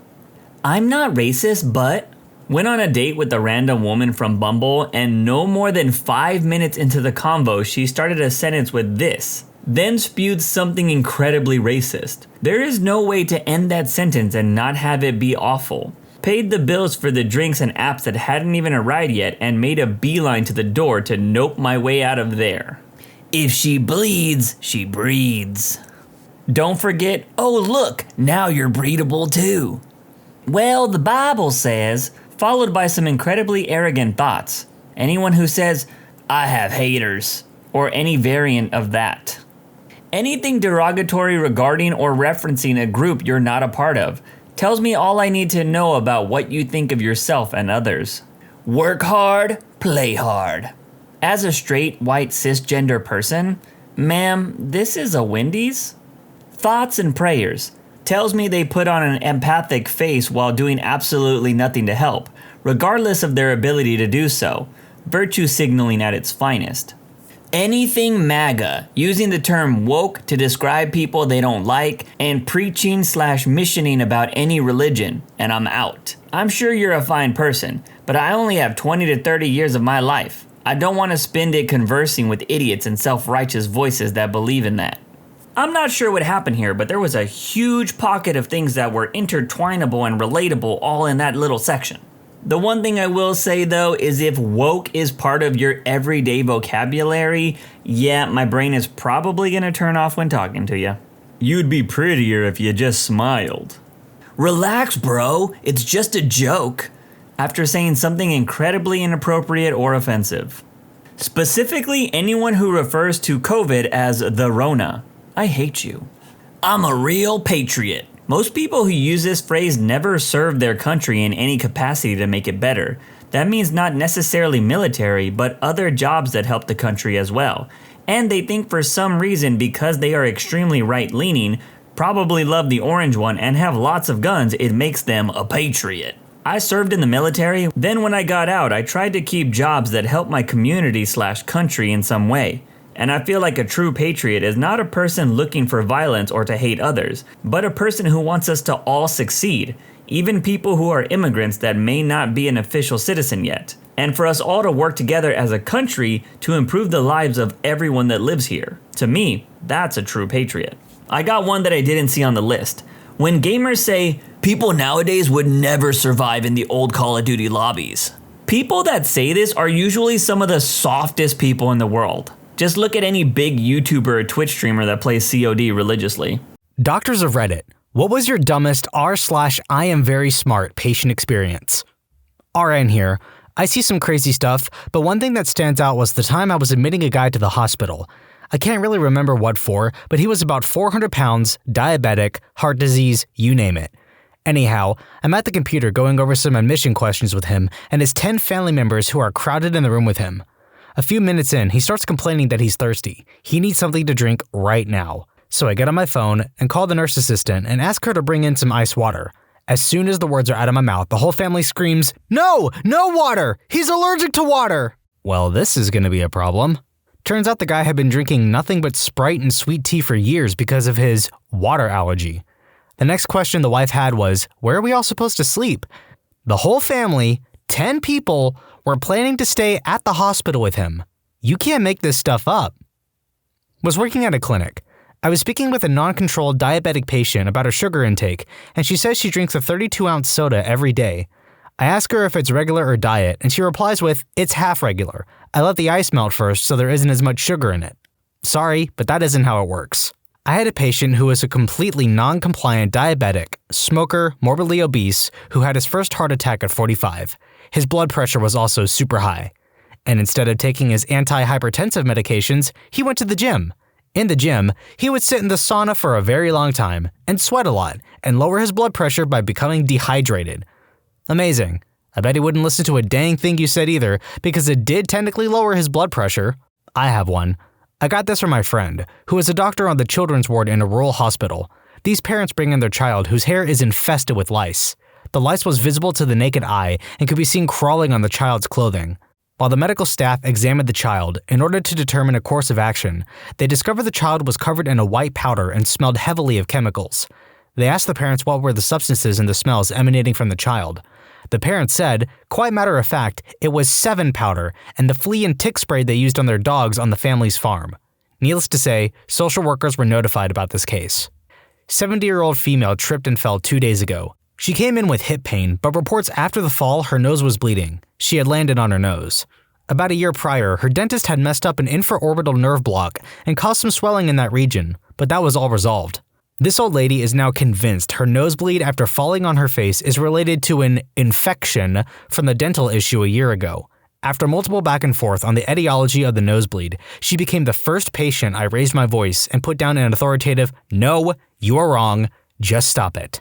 This has got to be the medical equivalent to, the update you installed on the computer a year ago is making it run funny. Get over here and fix it. I work for an optometrist, and it was the month before school started, and a woman brought in her son to have his eyes checked for the first time. Seems like a reasonable thing for any parent, even he was a little older than usual for a first eye exam. Better late than never, I guess. The mom was well-spoken and appeared fairly intelligent. Everything went as normal, the doctor examined the boy, and ended up prescribing glasses. When the doctor was explaining to the mom that her son had to wear his glasses all the time since he's nearsighted and basically can't see clearly past 5 feet in front of him, and will definitely need glasses for school, For some reason, this caused a switch to flip in the mom, and she spazzed out on the doctor, saying that her son doesn't need glasses and that the doctor is only saying that he does because he wants to sell glasses. She says that she only brought her son in because there was some form for school that needed to be filled out and that doctors are all con artists trying to push unnecessary medications and interventions. The doctor tried to calm her down and explain that he's only trying to help them, but that she was free to get a second opinion and gave her a copy of the kid's prescription and sent them on their way. About 4 months later, the lady is back asking for another copy of her son's prescription. Apparently, the first semester midterm results were in, and her son failed them all because he couldn't see the board in his classes and needs glasses. Any variation of this, which I get all the freaking time. Me. So how are things going with your diabetes? I don't have diabetes. Then why are you taking metformin and Victoza and whatever? I used to have diabetes. Then replace diabetes with hypertension/antihypertensives, etc. Or when I ask them what medical diagnosis they have, and they say none while taking a ton of meds. Or when they misname a funny part, prostrate, tendant, uterus, to name a few. Do you take any medications? No. Are you supposed to take any medications? Yes. What for, and do you know what they are? No. Do you think this chest pain could be because of the heart attack I had a few years ago? Well, gee, mister, it sure probably could be. Not a doctor, but I'm a nurse who worked in the OR at a trauma center. Was doing surgery on a 19-year-old who tested positive for meth and cocaine, who was grilling the anesthesiologist about every drug we were going to use in surgery because he didn't like putting chemicals in his body. Gotta stick with that organic, fair trade, non-GMO cocaine. Most of my own stories go along similar lines to patient has chest pain driving a coachload of school children, thinks it's indigestion, swigs bottle of Gaviscon, later diagnosed with a huge heart attack. My favorite ever story comes from a colleague. A patient comes into A&E with abdominal pain. As part of the workup, he gets an abdominal x-ray which shows the problem as clear as day. The colleague has then proceeded to remove, from the patient's rectum, an 8-inch replica of Nelson's Column, the statue in the center of Trafalgar Square, London. On showing it to the patient, the response was, "Oh, that's Nelson. He lives up there." He lives up there? You're just walking around with that in your butt 24/7? I've got two stories that stick out in my mind. The first is the mother of a toddler who came into emergency. The kid had cruddy green/bloody stuff coming out of his left nostril and a lot of redness and swelling of only the left side of his nose and the adjacent cheek. Mom was sure he caught a sinus infection and just wanted some antibiotics. Now, I know some kids like shoving whatever will fit into their body orifices, and that this was more than likely given the one-sided nature of his condition, but Mom was insistent that he never puts things in his nose. It took some convincing, but I finally got her to let me take a look. Gave a squirt of midazolam in the good nostril to settle him, then dug with some tweezers through the crud until I pulled out a big ol' button battery. It would have been burning his nose for a couple days. Hopefully he healed up well. Side note, if a kid swallows a button battery, it could do a similar thing to their esophagus. This is an emergency and needs to be dealt with ASAP. I actually sneezed after reading that. Patient had a hard time getting pregnant. Finally conceived but miscarried. Patient has a D&C so she can try again, this time with medical intervention. We monitor her blood to ensure the pregnancy hormone is gone before beginning treatment, but she keeps coming back with high levels of hormone. Docs are worried because she might have some retained placenta or pituitary disorder, and this could be super bad for future fertility. We call her in for a conversation about the hormone levels not going away. After talking together for what might be wrong, they are going to go home and think about further tests. She says, "I need to go. I have an appointment at the weight loss center for an HCG shot." Turns out that she is on the HCG diet. HCG is the pregnancy hormone, and this was after an hour of the doc saying, "We don't know why you have these constant high levels of HCG in your blood and we are worried." Patient inquiring about birth control was adamant she wanted an IED. Take cover! It's a boy! Had a young woman with recurring UTIs that began after a recent partner and with no STDs. Went through the standard questions trying to figure out what could be causing them and eventually found out she had been lubricating with jelly, not KY jelly. The mix-up had literally been a joke on House. It took me some effort to keep a straight face, but we eventually resolved the problem and she stopped getting UTIs. Oh, I have two good ones that come to mind. Clinical pharmacist here, by the way, with one story in the ER and one in the pharmacy. ER physician told me this one. 16-year-old boy presented to the ER with an extremely swollen, discolored woohoo. Apparently, he had been using his mom's insulin needles to draw blood out of his arm and inject it into his own woohoo. He thought that adding blood would help increase his size. His woohoo was terribly infected and he was hospitalized for a week or so. One day in the pharmacy, A girl comes to the counter requesting a refill for her birth control. We pulled up her profile and realized we couldn't refill it because she just got a 28-day fill less than 2 weeks ago. When we asked what happened to the other one, she said she was out. Apparently, both her and her boyfriend were each taking a pill each and was adamant that was how they needed to prevent pregnancy. I can't fault her for being proactive, but I will say that she's doing too much. I'm a chorusman, not a doctor, but I once had a patient tell me that there was no credible research that smoking was bad for one's health. Okay. Optician here. We had a patient who refused to let us use the tonometer, a machine for checking ocular internal pressure to diagnose glaucoma. He said that puff machine gives you glaucoma and we weren't going to pull that on him. He told us his father got an exam and had glaucoma after using that machine. His uncle and brother also had no signs of glaucoma, and after getting the puff test, both people had been diagnosed with a disease. Glaucoma doesn't have any outward symptoms before you start going blind. This idiot just told me he has a very strong familial disposition to glaucoma and refused to be tested for it. Also, puff isn't that bad, guys. Try contacts. Your eyes stop fighting back pretty quick. The puff is a lot better than the old machine. It just hit you on the eyeball with a little ball and a lever. I also have plenty of patients that don't understand family history. I interview patients directly, so we don't have any real paperwork, and too many people can't answer simple questions. Do you or any of your direct family members have diabetes? Yes. Yourself or your family? Alternatively, if yes to family members, they start listing their spouse's family or stepchildren, not how genetic disposition works. Or after getting no answers to diabetes, hypertension, glaucoma, thyroid problem, heart problems, etc., I ask if they take any medications. Yeah, atorvastatin, thyroidazine, metformin, and low-dose aspirin. Oh, so you have everything I asked about. Check. Want some more? Way too many people don't understand presbyopia. As you age, your lens hardens and can't focus up close anymore. Of course, when this is explained, I get a lot of people who believe they're way too young for bifocals. No, 60 is not too young for bifocals. Why doesn't the doctor have to wear bifocals? He does. He's wearing progressives. You don't see the line. Or after trying to get used to multifocal lenses for a few days, giving up and demanding we remake them as single vision, and then getting mad at me again when they can't read with them. I never needed bifocals before. Why can't you just make me regular glasses? Regular glasses always work just fine. Yeah, you used to be 20. Also, you came to see us because you can't read with your regular glasses. In the same vein, these same people complaining about their own insurance to me because progressives are expensive. A line bifocal is covered entirely. Progressives cost a lot. I can't have lines in my glasses like an old person. Then you want progressives. This easily triples the bill. Why are you so expensive? I need to be able to see. Yeah, you need a bifocal. You don't need a progressive, you want a progressive. Insurance pays for what you need, not want. I actually had a guy make me talk to his insurance agent about him needing medically necessary progressives. A progressive lens is never medically necessary. Stop being cheap and listen to what I say.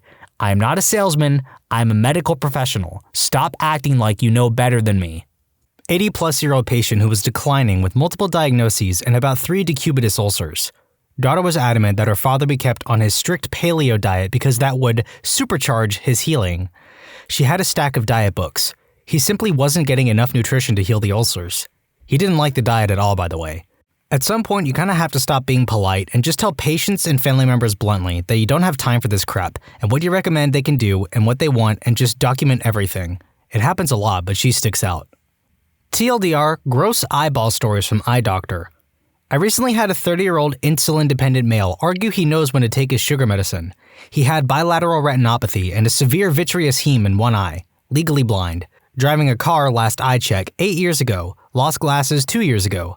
Will need 4 more surgeries, including an inevitable cataract. I had a patient tell me they clean their contact lens with milk because it gets the acid off them. I had a patient ask me if it was okay to look briefly at the sun for short periods of time to improve their eyes. I was amazed and kindly suggested they don't.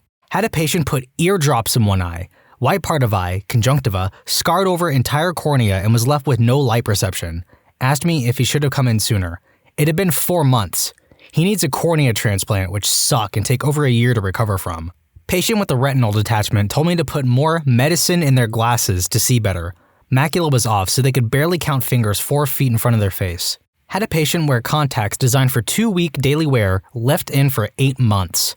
They literally grew into and became a part of the eye. It was repulsive. Had a patient with a 6-year-old translating.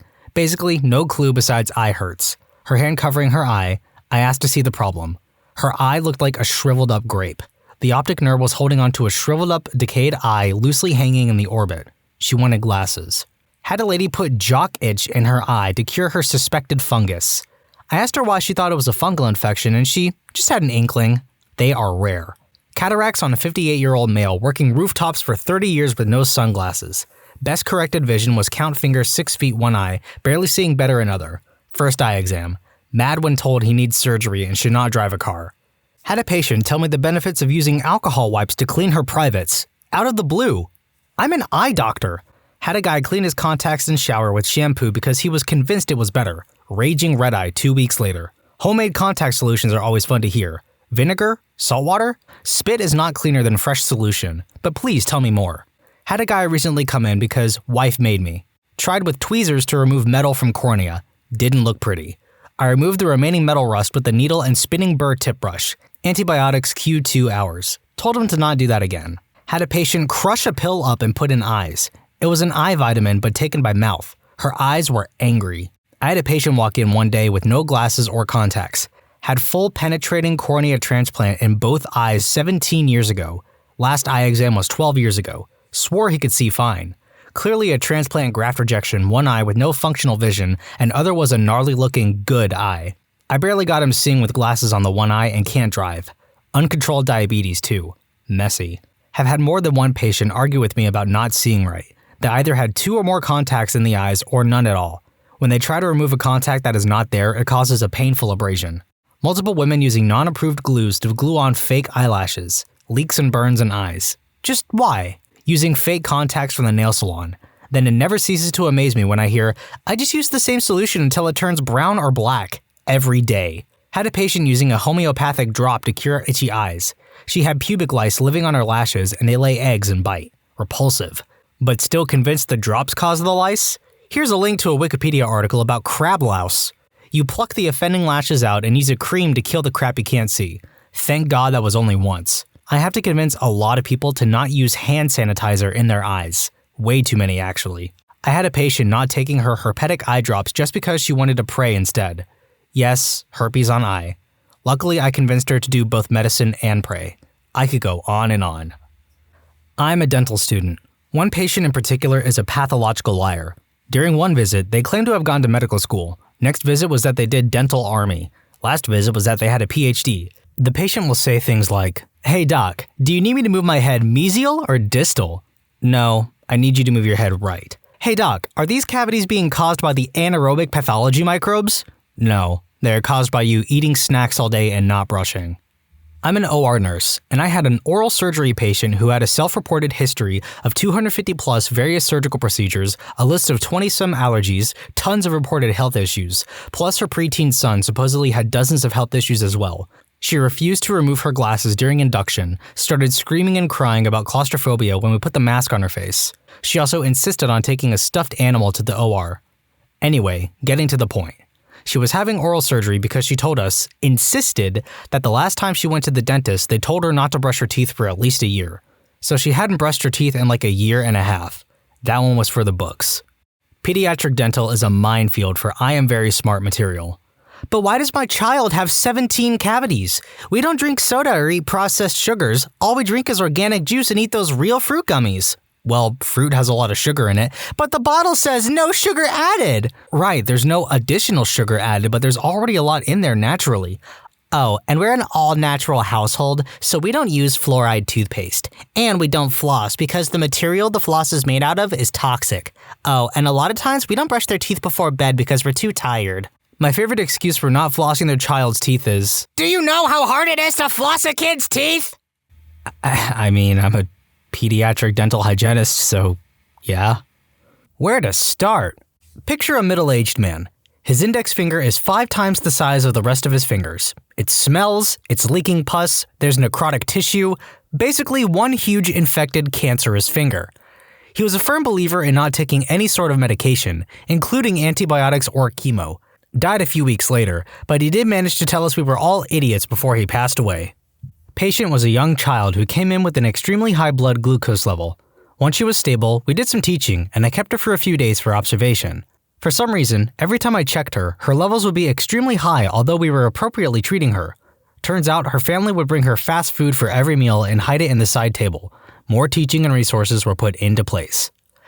Had a mom in hysterics because she was convinced that her neighbors, friends, stepson's, teacher's dog has MRSA, so her baby was going to die.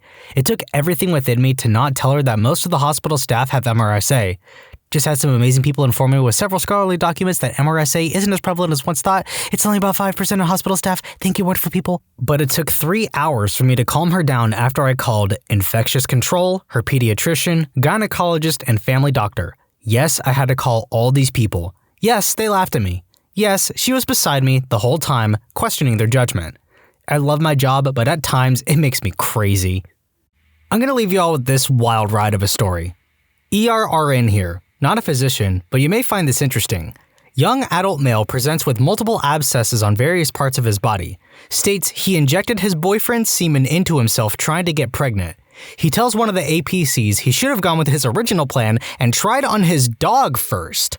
Psych clears him. He's admitted to the floor and gets IV antibiotics. What?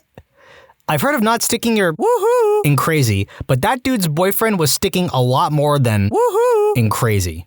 Wow, that's phenomenal. As a psych doctor, we allow for stupidity, but man, that sounds extra special. So, if psych cleared him, that means they determined he wasn't delusional, which means they somehow figured out with a degree of certainty that he was just that stupid. As someone who has done ER mental health assessment in the past, I would love to have been there to hear the series of questions that led them to, yep, he's actually that stupid. What do you miss that disappeared during the pandemic? Being able to afford things. Same salary and crazy inflation. What a great combo. I feel this, but I'm also jealous. I went from working minimum wage during college to making really good money, but having to move to an area with astronomical prices of living, plus inflation, so I still can't afford anything. When do I get to the part where I'm not living paycheck to paycheck? I thought at this level of income it meant that I would be rich. I miss when I enjoyed my job. I'm sure I'm not the only one, but COVID really changed the way my hospital runs, and not for the better. All the good staff that could jump ship did jump, and if they replaced them at all, it was with travelers or warm bodies, and our quality of care has certainly suffered. Not to mention the organization I work for is buying up all sorts of crap, but when we need vital equipment, we are told that there is no money for it. Even more insulting is this stupid freaking robot they bought that's sole purpose is to deliver things between departments. I'm pretty close to quitting healthcare forever at this point. Normally I don't entertain when people crap on America, but for real, as someone on the inside, our healthcare system is freaking appalling. Respirator therapist here. Pre-pandemic, I was super bubbly and chipper. It was easy for me to relate to patients and families. I used to wear bows in my hair. Patients loved it and said it brightened up their day. A year into COVID and the bows stopped. I stopped being able to connect with people because everyone was dying. I became closer to my coworkers, but basically was a robot to patient care. I still do all the things that were required of me and try to do extra when I can, but my heart, or what used to be my heart, isn't in it right now. I smile and say all the right things, but I don't feel like I used to. I'm trying to get back to my chipper, bubbly, unjaded self, but I worry that that part of me died with the hundreds of patients during the pandemic. I miss feeling like I was making a difference. A slight more reasonable cost of living. Everything has gotten so expensive across the board. And every industry is posting record profits. Even the egg shortage led to the highest quality profits in the industry that had ever been seen in America. Capitalism gonna capitalism. Restaurants having late hours and, more importantly, correctly posted hours of operation. I swear it's been like a crapshoot knowing when even large franchises will close, when their actual hours don't match Google, Apple Maps, or their own damn website half the time. Picking up lunch on the way to my overnight shift has become such a gamble. Like, is that place gonna be open or will the other place be open? I'll admit, I save some money by packing a lunch, but I miss picking up food twice a week on my way to work. 24-hour Walmarts and all-day breakfast at McDonald's. Stuff being open after 9. Working second shift got harder when everything closed after. Right? Sucks when your break is at 8 p.m., so when you get hungry, oop, everything's closed. Need to go grocery shopping after work? Nope. Stuff is closing before the sun even goes down, and it's killing me at my core. Went to Starbucks last night, Saturday, by second shift count, and they must have been closed at 8. Rushed to get something for dinner, place closed at 10 p.m., and I got there at 9:30. Pretty sure their sanitation standards dropped by 7 or 8, because there was a freaking piece of wood in my steak and cheese, not to mention the crapsplosion I suffered soon after. So it's not even that everything's closed early, the standards have absolutely dropped as well. Not sure if this person lives in a town or a city, but I don't think before or after the pandemic had places closing that early. Starbucks has always closed at 10 p.m. where I live, except maybe on Sundays. Also, our major grocery stores don't close till 1 a.m. My social skills. Seriously, I found myself extremely awkward as things started opening up. Oh, and social stamina. Went to a baby shower for about 2.5 hours and to the department store for like an hour yesterday. Came home so exhausted, and I took a nap for an hour. Then a few hours later, I went to bed and slept for 13 hours straight. Like, what the freak? My job. Company went under. It was a love-hate relationship, but I suffered for it.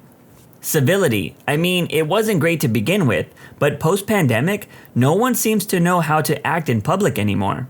I remember a viral video from the start of the lockdowns of a dad with a British accent telling a bedtime story to his kids about how the world was going to pull together and be even better after the pandemic was over. Narrator here, we didn't, and it isn't. No traffic, and no one. Everything wasn't crowded, and it didn't make me hate how people are literally everywhere. Dude, I relate. I remember driving on the highways and driving downtown at night, and there was absolutely not a soul in sight. It was pretty amazing and a little frightening. Closest thing to a post-apocalyptic world we might ever experience. My belief that most people are reasonable and compassionate. Me too. I used to be so optimistic and believed the good in people. I have completely lost all hope, and I just don't care about people anymore. Maybe I'm part of the problem, but damn it, I've lost any and all patience with anyone. 24-hour stores and food that had better quality. It seems like all food went downhill in quality. Fast food, sit-down restaurants, takeout, and grocery stores. Honestly, I've noticed that all the layoffs during COVID cut the hours and the business quality. Corporations don't want to return to normal. They make enough money now and pay less people to do the same job. General friendliness. People care less about each other than they used to. I'm a firm believer that people never cared about each other. They were just too scared of the social consequences of showing it, so everyone just got good at pretending. Driving skills. People have been driving like freaking idiots. The average normal driver, everyone on the road seems to be too aggressive and entitled, all while using their phone. My grandpa. I'm sorry for your loss. For everyone's loss. Father-in-law for us. Friends. So no one told you that life was gonna be this way? Clap, clap, clap, clap. Paper menus. I'm tired of scanning QR codes and dealing with terrible interfaces and slow Wi-Fi just to order a meal. So true. A lot of restaurants I go to are in this weird internet dead zone, so loading a menu up on my phone is always such a massive pain. Honestly, I can't say I've ever had to do this. Is this like an LA, New York, or Chicago type thing? Empty areas. I very much dislike crowds, traffic, and lines. I remember my first proper drive during the strictest lockdown here. It was glorious. People. We were deemed essential services and were forced to work. We didn't want to be called heroes. The people did that to make themselves feel better. Now that COVID is over, the people are back to treating us like pure garbage again. Screw people. I quit my grocery job 2 years into the pandemic after being there since 2017. I would have people pass me and be like, "Thank you for your service." And then by halfway through the first year of it, I had people treating me like crap again. The level of stress and anxiety we endure was astronomical compared to years past. I drank the Kool-Aid and really believed that we were making a difference. But sadly, most could care less as long as they got what they wanted. As a team, we really had to lean on each other to get through it. And you really find out about one's character. I remember the great toilet paper pandemic. You'd wheel out a cage and it was picked clean before you even got to the TP aisle. You could take out a pallet of TP, unwrap it, and just stand at the end of the aisle with your manager just watching the absolute lunatics. We kept a stash of TP out in the back. If we saw a distressed looking old person / working person, we'd go up to them and be like, "Psst," and tell them to meet us by the staff door and we'd bring them TP. It was like being a substance dealer. Good fun. I started at a grocery store a little more than a month before the pandemic lockdown started. I never thought much of the pandemic, but early on there would be people coming in and thanking us for working, for being open, treating us like first responders combating the pandemic on the front lines. It's not that that's gone now, it didn't even last the pandemic. Lockdowns kept getting pushed further and further until it became the new normal.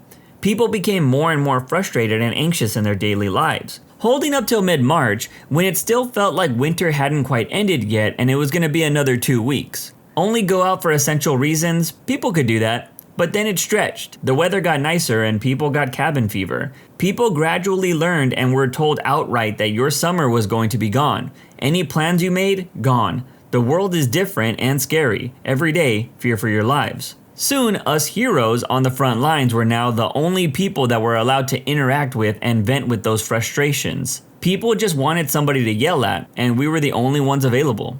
Man, I worked retail for 5 years during the height of Black Friday when people were being killed for items, but after hearing so many pandemic stories, I can say that it probably wasn't as bad as I thought it was. I'll never go back to retail because people are the worst. My control over my phone and social media, it got so much worse. My confidence. After years and years of working on it, I'm back to square one and older. Keep working on it. I never thought in a million years that I would be as outgoing as I am now. Still not as much as other people, but a huge jump from where I was. Getting yourself out there and putting yourself in those uncomfortable situations, little by little of course, makes a huge difference. It eventually just becomes normal. And fake it. I always fake being calm and confident, and slowly it started to become a reality. Communication, especially in business. It seems like people never want to get back to you.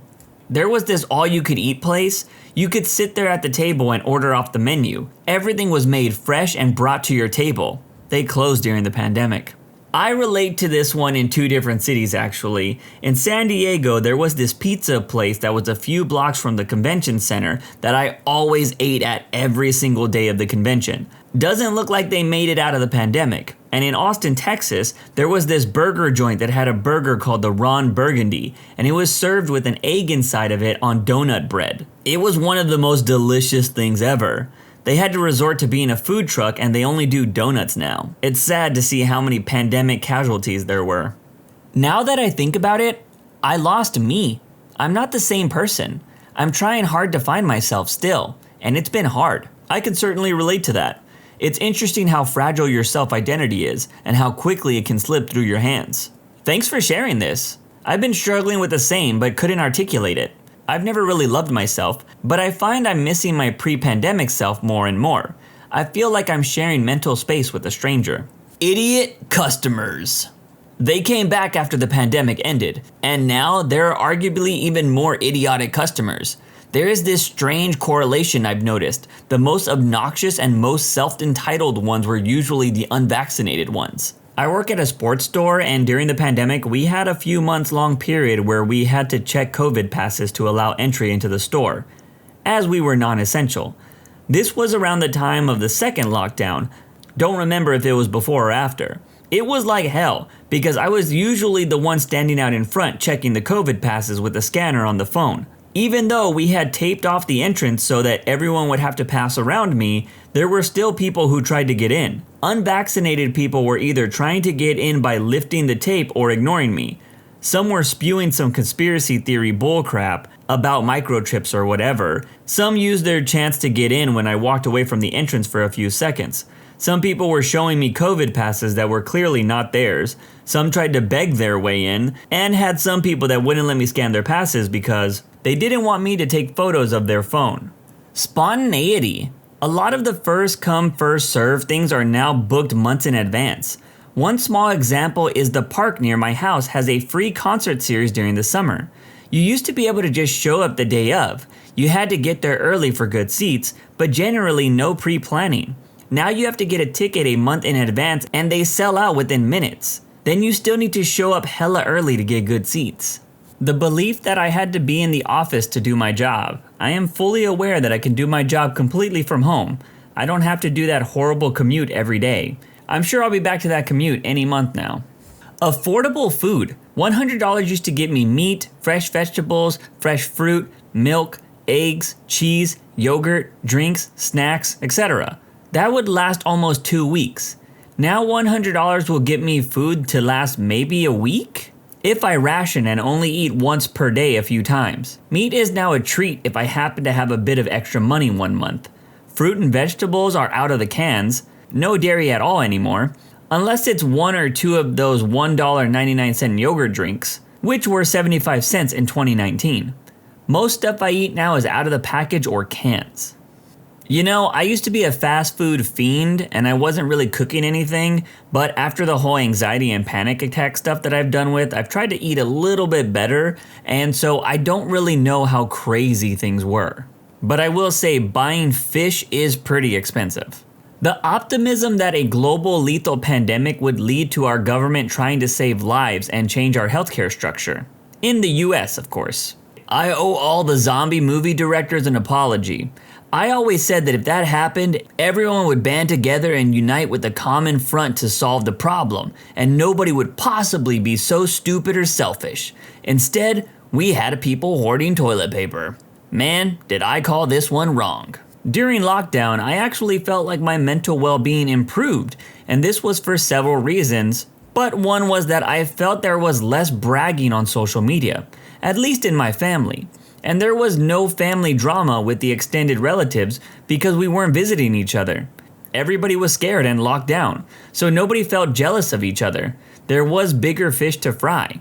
Then we got vaccinated, and then came the revenge traveling and revenge dining and so-called war on labor. And my aunts and cousins wanted to hang out again. And that opened the floodgates of family drama and constant sense of competition and no feeling good because that one cousin lost this much weight, one cousin has this much salary, one aunt got this much money from selling her house. I had to be the emotional support for my parents who were falling into these dumb status games. I missed those days in lockdown when my family stayed away and kept their status games to themselves. The 24-hour economy. Everything that was open 24 hours now closes at 9 p.m. Midnight at the latest. Restaurants, grocery stores, gas stations, fast food, etc. As a person who worked third shift, I felt pretty normal pre-pandemic, but now I struggle to get my crap done, especially on my days off. My faith in humanity, seeing how unwilling people are to suffer mild inconveniences to try to reduce the chance of others getting seriously ill or dying, or make immunocompromised people able to feel safer in public, has destroyed my faith in others. The illusion that half my family and friends weren't selfish jerks. We had a newborn several months into 2020, and the people who refused to accept that were isolated, at doctor's orders. They fought against every boundary precaution we had for my son, including ones they had no problem with for his older brother a couple years before. These same people tried every loophole possible and put themselves at risk for the whole year. And don't get me started on their sudden anti-vax stance. Not only did they put my newborn at risk, but other valuable family members too. Honestly, most of them are one step away from Q. Most people miss late night shopping, late night restaurants. I've been thinking about opening a food truck only after 11 p.m. because there isn't any competition. I could probably make bank just selling grilled cheese sandwiches. My local value theater. For like a $4 ticket, you could catch movies that had left theaters months ago. Would always do special Sunday screenings of classic films too. I miss being able to walk down and catch a movie or two on a whim. Opened my eyes to older cinema as well. First saw Casablanca and Rebel without a cause there. Fell through about a year after lockdown since it was a mom and pop place that wasn't backed by a major distributor. I used to be really outgoing, loved to go to libraries and coffee shops, just to read and people watch, and loved random social interactions. After all the temper tantrums about wearing masks and people acting generally horribly, people just exhaust me. I don't want to go anywhere anymore. Flying being relatively painless. Yes, it was tedious, but you usually got on your flight, mostly on time, and nobody hit flight attendants, had a toddler meltdown, or tried to open the door mid-flight. Now you need to pad in at least an extra day, and it's scary. Choco tacos. A good reason not to have people over. It came and went during the pandemic, so I still consider that to be disappearing during the pandemic. It was nice to say, nah, we're isolating. I figured why not end this video with a personal story. One thing I missed was having a plan and a goal. For context, at the end of 2020, I quit my job in glorious fashion. Check out the Blaze of Glory video for that story. I decided to become a full-time content creator. I had saved up enough money to cover all my bills, food, gas, and anything else I needed for 6 months. I told myself that I would do everything I could in those 6 months to become a successful content creator. Things were going great for the first 2 months. I made about $1,000 each month from streaming, and I was putting out 10 videos a week across 2 YouTube channels. Then in February, I had a panic attack for the first time ever. Literally thought I was going to die. I was basically bedridden for 2 weeks out of fear. I couldn't even go into my stream room because that was where my panic attack started. I finally started getting better after a few weeks, and bam! Another panic attack while I was washing clothes. After that, my brain was shot. I lived in constant fear of having another panic attack. When I thought I was finally getting better, another panic attack would happen, resetting my brain. So this life plan that I had for the next 6 months was ruined by panic attacks. I got lucky with those government stimulus checks that allowed me to pay for my bills when my savings ran out. I lost all of 2021 to just trying to get back to a normal mental state that was livable. I didn't really understand anxiety or panic attacks before. I thought it was just people that couldn't handle pressure. But now that I live with it, man, I feel for people that have had to deal with this their whole lives, or just got them during the pandemic like I did. I'm a lot better nowadays. 2022 was also a struggle, but not as bad as 2021. My best advice is to become more active if you aren't. Start working out every day, drop the junk food, and learn to live with anxiety. It sounds stupid, but it has helped me the most. You gotta fight that urge to get comfortable and just live in the anxiety. Over time, you'll get used to it. What is the quickest way you've seen someone mess their life up? Just a fair warning, there's going to be a lot of drug use and sadness in this one. So, not so much bad as it was sad. This happened around 2006 to 2008. Can't remember exactly when because I was about 11 at the time. I had a friend in elementary school and middle school that lived within 2 miles from me and a CVS between our houses. Her, 12 years old, her little brother, 9 years old, and her mother, about 40-ish, were at CVS picking up a few things and were walking to their car in the parking lot. Apparently, as they were walking, the mother pushed both my friend and her brother away from her. My friend hit her head on the sidewalk and woke up to her brother screaming and crying. What happened was that as they were walking, the mother noticed a car that was slamming on the gas while trying to back out of a parking spot.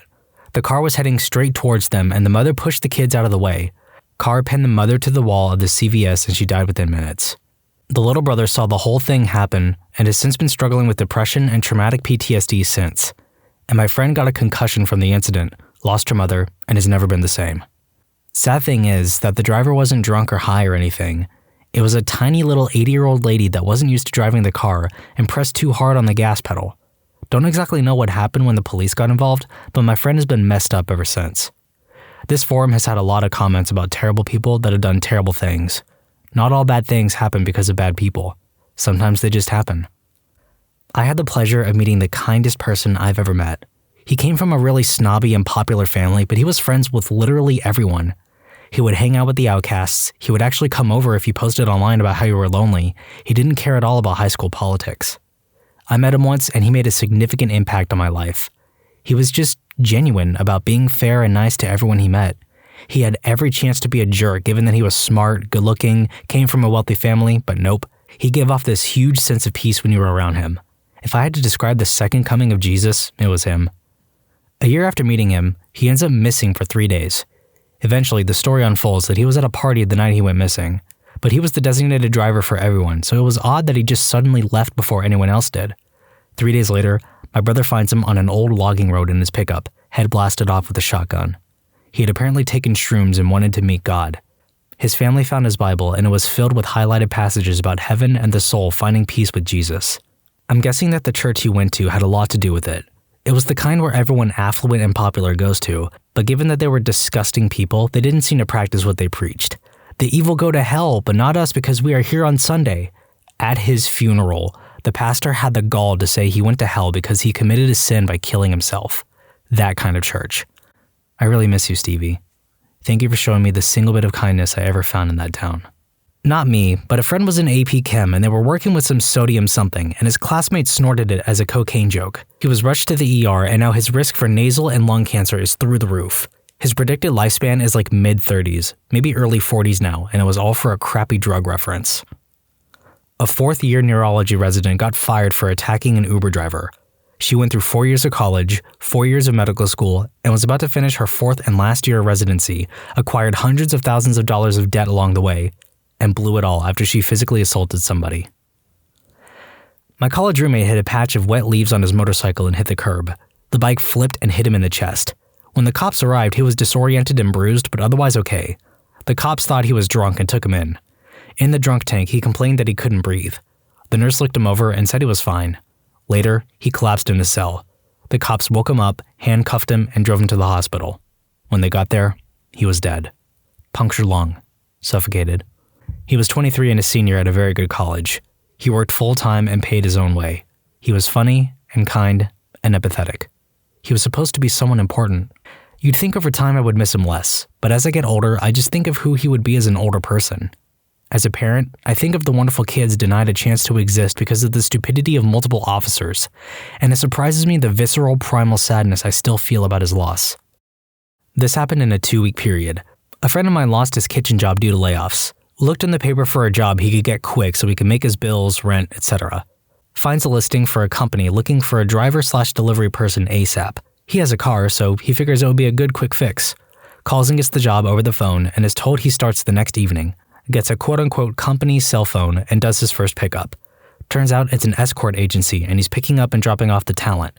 Does this for a few nights and starts getting to know the girls. Turns out they're all addicted to crack. Big surprise. They get the idea in his head that he's doing all the groundwork, so he might as well post the ads himself and get his own phone, and they'll work for him. So we're about a week into this adventure and he's gone from line cook to pimp. Fast forward a couple of days into pimping and he comes to the conclusion that all these girls spend their money on is crack. So why not cut out the middleman and start paying them in what they want? He doesn't know where to get crack, but his kitchen buddies can hook him up with coke. Gets a bag of coke and Googles how to make crack. Yes, really. Whips up a batch of kitchen crack and then is concerned that maybe he didn't make it correctly. So logically, he should try it first before giving it to his ladies. 36-hour crack binge later, he's hooked and proceeds to sell off everything, including the car and phone in the next few days.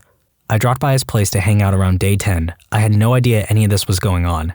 He meets me at the door, explains what he's been up to for the past few days, and says he doesn't want me there unless I'd like to pay and hook up with one of the crackheads in his living room. Strangely, I declined. Last time I saw him, he was cracked out, yelling at people for change on a downtown street. 14 days and his entire life turned to garbage. I was the catcher for a kid in my town who was a nasty pitcher from an early age. At 16 or 17, he could throw 90-mile-per-hour fastballs, breaking balls, whatever. It was a pain to catch, and I had to keep a wet sponge inside my mitt in case I caught one directly in the palm. He was drafted 12th overall by the Marlins and received a $1.8 million signing bonus that he got before he even went to spring training. Ended up blowing over $1.5 million on drugs and partying, developed a coke habit that turned into an oxy habit that turned into heroin. Lost his ability to play. Lost his spot on the team and his shot at many millions of dollars. It wasn't exactly overnight, but the dude wasted $1.5 million plus everything he would have gotten had he continued his upward trajectory, and it all happened in about 8 months. My ex-wife had 4 beautiful kids, 2 girls, twin boys, decent job, and an MBA with way more earning potential than she was at. Had bariatric surgery, got obsessed with the attention she received from losing weight, Instagram, etc. Met some guy on this game she played, cheated, tried to make it work, my fault for not ending it, went on a trip for work, met some other guy, quote, fell in love, meth and heroin, landed a surprisingly great job, got fired 2 months later for not performing and being late/sick all the time, double deposited her paychecks at least twice. Now she's awaiting trial for 4 felonies, presumably still doing drugs, and she has no right to see the kids because I refuse to let them see her around that crap. She makes no effort to see them and blames everyone else for her problems. Don't do drugs, kids, or be a self-obsessed ever victim. This kid I know, his cousin gave him a gun over the holidays as a present. So this idiot ordered pizza with his friends, and instead of paying, they robbed the delivery guy. Again, this is after they gave the address and name for the order. So now, because he just turned 18, he's being tried as an adult and faces like 10 years or more for being stupid. We were about 17, and me and my friends went to a beach house for summer. Well, there was a cliff, not so big one, should be around 5 meters high, and one of my friends decided to run and jump without checking how deep the sea was. Long story short, I had a lot of rocks, and he broke his back. He didn't screw over his life, but he lost both of his legs. Justine Sacco, the lady that tweeted, "Going to Africa, hope I don't get AIDS, just kidding, I'm white," and then got on an airplane. This story is too long to fit in the video, so just Google Justine Sacco and you should get an article explaining what happened. When I was in college, I had a job at a local supermarket. One of my colleagues left at the beginning of summer as she was headed to uni in the autumn. Next thing I know, she's in the papers because she was driving a car while someone was car surfing on it and the guy died. Saw her in the shop a couple weeks after it happened and she looked a mess. I believe she went to prison, but not sure how long for. I used to work at a little diner in Constance Bay, Ontario. I imagine I could find an article about this. Didn't happen to me, but to a customer. I would estimate that it was about 10 years ago now. This post was made 6 years ago. The customer, female, and her boyfriend were out drinking at the local watering hole. There was that bar in the Legion in the little town. Anyway, her and her boyfriend had driven to the bar, and when they left, they did the smart thing and left their car at the bar and decided to walk home. Constance Bay is quite small. Basically, it's a main road that loops around the whole town and all side roads branch off of that. The main road has a really sharp turn at one spot. So, her and her boyfriend are walking on the side of the road. No sidewalk since it's a little town. Everyone literally knows everyone. As they're walking, a guy hits them. The driver was wasted drunk. He had been cut off at the Legion a while before the incident. Her and her boyfriend were hit so hard they were thrown into the ditch. Her boyfriend was killed instantly and she was severely hurt. She laid in the ditch for a few hours, unable to move until someone driving by noticed a hand sticking up. 911 was called. She had a couple surgeries after. If I recall, they had to put a metal rod in her leg. So, after drunk idiot hits them, he keeps driving and takes the sharp curve I mentioned too fast and ends up hitting the garage of a house on the corner. This wakes up the owners of the house, who didn't think too much of it, as apparently this was a common occurrence. Thing is, the owners of the house were the parents of the girl who had just gotten hit. I remember hearing how shook up and guilty they felt when they found out what happened. So, drunk guy was caught and charged, obviously. I guess he was known in the area. His stupid decision not only ruined his life, but the lives of the girl, her boyfriend, and their friends and family. It was pretty sad. She would come into the diner for breakfast, and I remember seeing the massive brace she had on her leg. Screw drunk drivers. There was a kid I went to school with, we'll call him Jerry, who I thought was a perfectly nice guy. Jerry was kind of known as the flamboyant gay kid in my school. He was good at school, had lots of friends, was well known in the community, and had recently just been accepted to an extremely good college. Just a few weeks ago, Jerry went to a party and intentionally got a 17-year-old kid so drunk and high that he passed out. Once the kid fell asleep, this guy forced himself on him and took pictures of the entire process, while making faces and peace signs at the camera. The kid freaked out when he woke up and realized what happened. The police were immediately called. The police took Jerry's DNA and phone for evidence and quickly found over 150 nude pictures of underage boys from our local high school, and all of the pictures of Jerry forcing himself on this poor kid at a party. Jerry is only 18 and now faces charges for forcing himself on an unconscious victim, forcing himself on a minor, possession of CP, and multiple cases of inappropriate assault. Right now, it looks like he will serve a minimum of 5 years in prison, but it is likely to be more. Apparently more victims have recently stepped forward, so he may be even more screwed than he was before. I can only hope so. People like that deserve life in prison. A few months ago, I had a friend of mine ask me if I wanted to try crack with him. I was busy, so I politely declined. He now has 3 different dealers calling up at the job looking for money. He's totaled 2 cars, only one of which was his. Everyone hates him now because he's always begging for money and lying to everyone, and his mother had him locked up for stealing from her house. We've been watching this dude ruin his life for the past few months, and he won't listen to anyone when we tell him it's obvious his addiction is causing it. At a party with a friend. I didn't know our friends well. Someone offers us heroin and I want to leave. She, on the other hand, has a crush on the guy and wants to stay. She assures me she isn't interested in trying it. I try to talk her out of it and to just leave with me, but no. Plus, I'm starting to get crapped on for being lame and I want out. The last thing she said to me before I left was, "You're a drag and a terrible friend." I told her if worrying for her and my safety made me a drag and a bad friend, that I was okay with it. She died that night. So did he. Batch was laced with fentanyl and they both OD'd. Thank you all. I'm not okay, but those were our last words exchanged. I will always feel there was more that I could have done, the same way I feel that pang when I see a homeless person, or there is some horrible tragedy. Just part of the emotions of life. I know I had her best interest at heart and simply didn't have the life experience to know how to handle it past what I did. I did pretty well considering that. This was almost 10 years ago, and I've been through counseling and know it was not my fault. It's just never ever going to be a situation I can feel totally at peace about, and that's okay too. Some things just suck. This one's a lot, so be ready. It took 14 years to get to the point I could write this TLDR, and I appreciate everyone's concern and comments. Please consider donating to your local domestic violence shelter. I was very lucky to have the military keeping me safe and moving me across the country afterward. Very few women have any resources except the clothes they ran out the house with, assuming they got out alive. Extremely late to the party. Take out $35,000 credit card debt for online adult images, pay the interest by borrowing from a Chicago gang, not tell his wife he's bisexual before she finds it, take out a big insurance policy on her while she's in Iraq thinking she'll die and he'll have $1 million to pay the card and the gang and live well. She doesn't die in Iraq, so he tries to strangle her while she's cooking dinner. He breaks her hand, but she chokes him out and escapes. He tries to fight police. He then tries to punch judges. Got 2 days for that. But his mama knows the judges, so the attempted murder as the domestic violence and the battery charges are dropped. Then he hides in the woods to avoid the process server for the divorce. So he then threatens in writing to kill the now ex-wife's XO and chaplain, except now it's wartime, so they throw him in the brig for military charges instead of civilian charges, so mama can't buy him free. And in the brig, he brags to everyone about how he tried to kill a sailor by flooding a ship's compartment years ago. So he gets charges of 1 sabotage, 2 attempted murders, 2 threatening murder, and all sorts of lesser charges. Dishonorable discharge, and just got out 14 years later. He managed all this in just 4 months. Source: I'm the ex-wife. The fastest way I screwed my life up was drugs.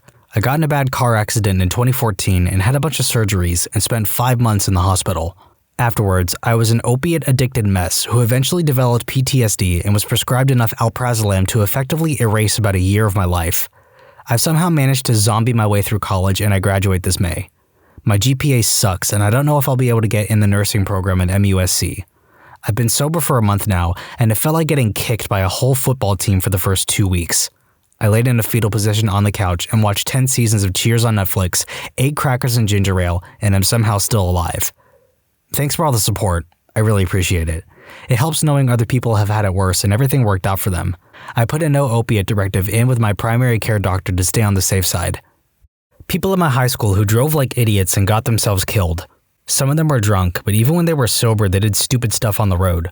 One guy got impatient and tried to pass a car and plowed into oncoming traffic and died. I remember on the way to a senior skip day celebration, I struggled to keep up with everyone else because they were all doing 100 in a 60-mile-per-hour zone. One girl got plastered and wrapped her car around a tree. One guy fell out of a car because he was drunk and fooling around. And every freaking time, people shed tears and ask, why did the good die young? As if it isn't going to happen to one of the other dozens of idiots driving like jerkwads a few months later. One guy got impatient and tried to pass a car and plowed into oncoming traffic and died. I saved an idiot from this. We're all stuck behind a slow-moving truck or whatever, and due to oncoming traffic, we can't overtake. This is life. It sucks, but oh well. Then some idiot starts playing chicken and leapfrogging car by car, barely making it back into the right lane before the oncoming traffic that had been braking hard not to hit him zoomed past. I'm the one behind the truck, with massive, long vehicle notices on it, and then I see 2 things. Him edging to try and leapfrog me and an 18-wheeler in the other lane. Honestly, I could have let him die. Instead, I did perhaps the stupidest thing I've ever done in a car. Right before he pulled out to try and fly past me, I yanked the wheel over and blocked him, brake checked him, and sent him swerving and braking back into the other lane. I got back into my lane about a half second before the 18-wheeler screamed past, leaning on his horn. The dude would have had no chance to pass if he'd been in that lane and would have hit the 18-wheeler head on 100%. As a thank you, he floored it past both me and the truck 10 seconds later on a blind corner, flipping me off as he did so. This was 7 to 8 years ago, and I'm pretty sure he's dead by now. My mom's friend's foster daughter was about a month from graduating high school. She was a straight-A student and she had a bright and promising future ahead of her. As far as anyone knew, she was a perfect, good girl. But literally the day she turned 18, she disappeared. Her mom thought the worst, like she'd been kidnapped or killed. She didn't hear from her at all for about 2 weeks. The cops were looking for her but turning up nothing. Then one day, she walks in the front door like nothing happened. As it turned out, on her 18th birthday and the subsequent couple weeks, she dropped out of school, got a really ugly tattoo that covers a large portion of the side of her torso, moved in a house with a couple of guys, which it was later found out that they were having gangbangs with her every day, blew a bunch of money on drugs. Then, when her mother yelled at her for making her worry and for doing so much stupid crap, she freaked out on her mom and left again that same day, disappearing for another several weeks. She came back to collect some of her things and decided she was moving across the country to live with her crackhead real mother that she was taken away from as a baby and never had anything to do with for her entire life. Today, roughly 5 years later, she has 2 babies from different dads, never went to college, and works at Walmart. She could have done anything she wanted, but she decided to screw up everything and go partying instead of just staying in school one more month. This may not be as bad as some of the other answers, but a friend of mine took out a loan for $250,000. I promise I am not exaggerating this number, to pay for her dream wedding to a guy she had known for 3 months. They got divorced after less than a year and she is still in debt from it. The course of a weekend, he met a girl at a party on Friday, put in his resignation at work, and sent an email to his advisor he was giving up his grad program on Saturday and moved across the continent with a girl he met by Monday morning. Last I heard about him, his friends gathered money to fly his homeless butt home 2 years later, and he's been jobless and crashing on people's couches ever since. So, not a permanent mess up, but I've had 4 friends ruin their life over World of Warcraft. Kind of a happy ending, I guess. 4 very close friends of mine all graduated high school at the same time. They all went to college. I joined the Marine Corps. We were all nerds and were all familiar with MMOs and Blizzard. World of Warcraft had really started getting hot, but there was just no freaking way I could play it. But they all started. This was 2006-ish. Fast forward 8 years. I had finished my enlistment and went to college. Me and 2 of those guys are graduating college together with our bachelors. Another one never went back, and the 4th one had to join the Navy because he failed so many classes that his debt was astronomical and he couldn't get back into school. The culprit? World of Warcraft. These guys were putting in 12 hours a day for years on that game. They all failed, all dropped out, all had to pick up the pieces years later after they got their lives back on track. They're all doing well now. None of us, myself included, will touch MMORPGs. Seriously, if you see your life headed down the drain because of an MMO, make changes. These guys lost 4 years of their lives over essentially nothing. Cruise ship / hotel workers of Reddit. What is something you aren't allowed to tell us? Odds are someone died on your cruise. Think about all the old folks you see get onto the boat. For a lot of them, this is their retirement home, and cheaper than a lot of other retirement homes. They are literally taking cruises until they die, and we eventually find them in their cabins. Get a free fridge in your room. Say it is a medical need for medication. HIPAA laws mean they can't pressure details out of you. May not work for smaller motels / hotels, but should for most larger hotels or cruises. Vegas hotel worker here. It works. If it's not for meds, I'm supposed to charge you, but I don't, because I don't get paid enough. May use this in the future. I am diabetic and am supposed to keep insulin refrigerated. I currently work as a housekeeper for seasonal / summer. People leave anything and everything behind. Forget your curling iron? We probably have one. Need a charger? Yep.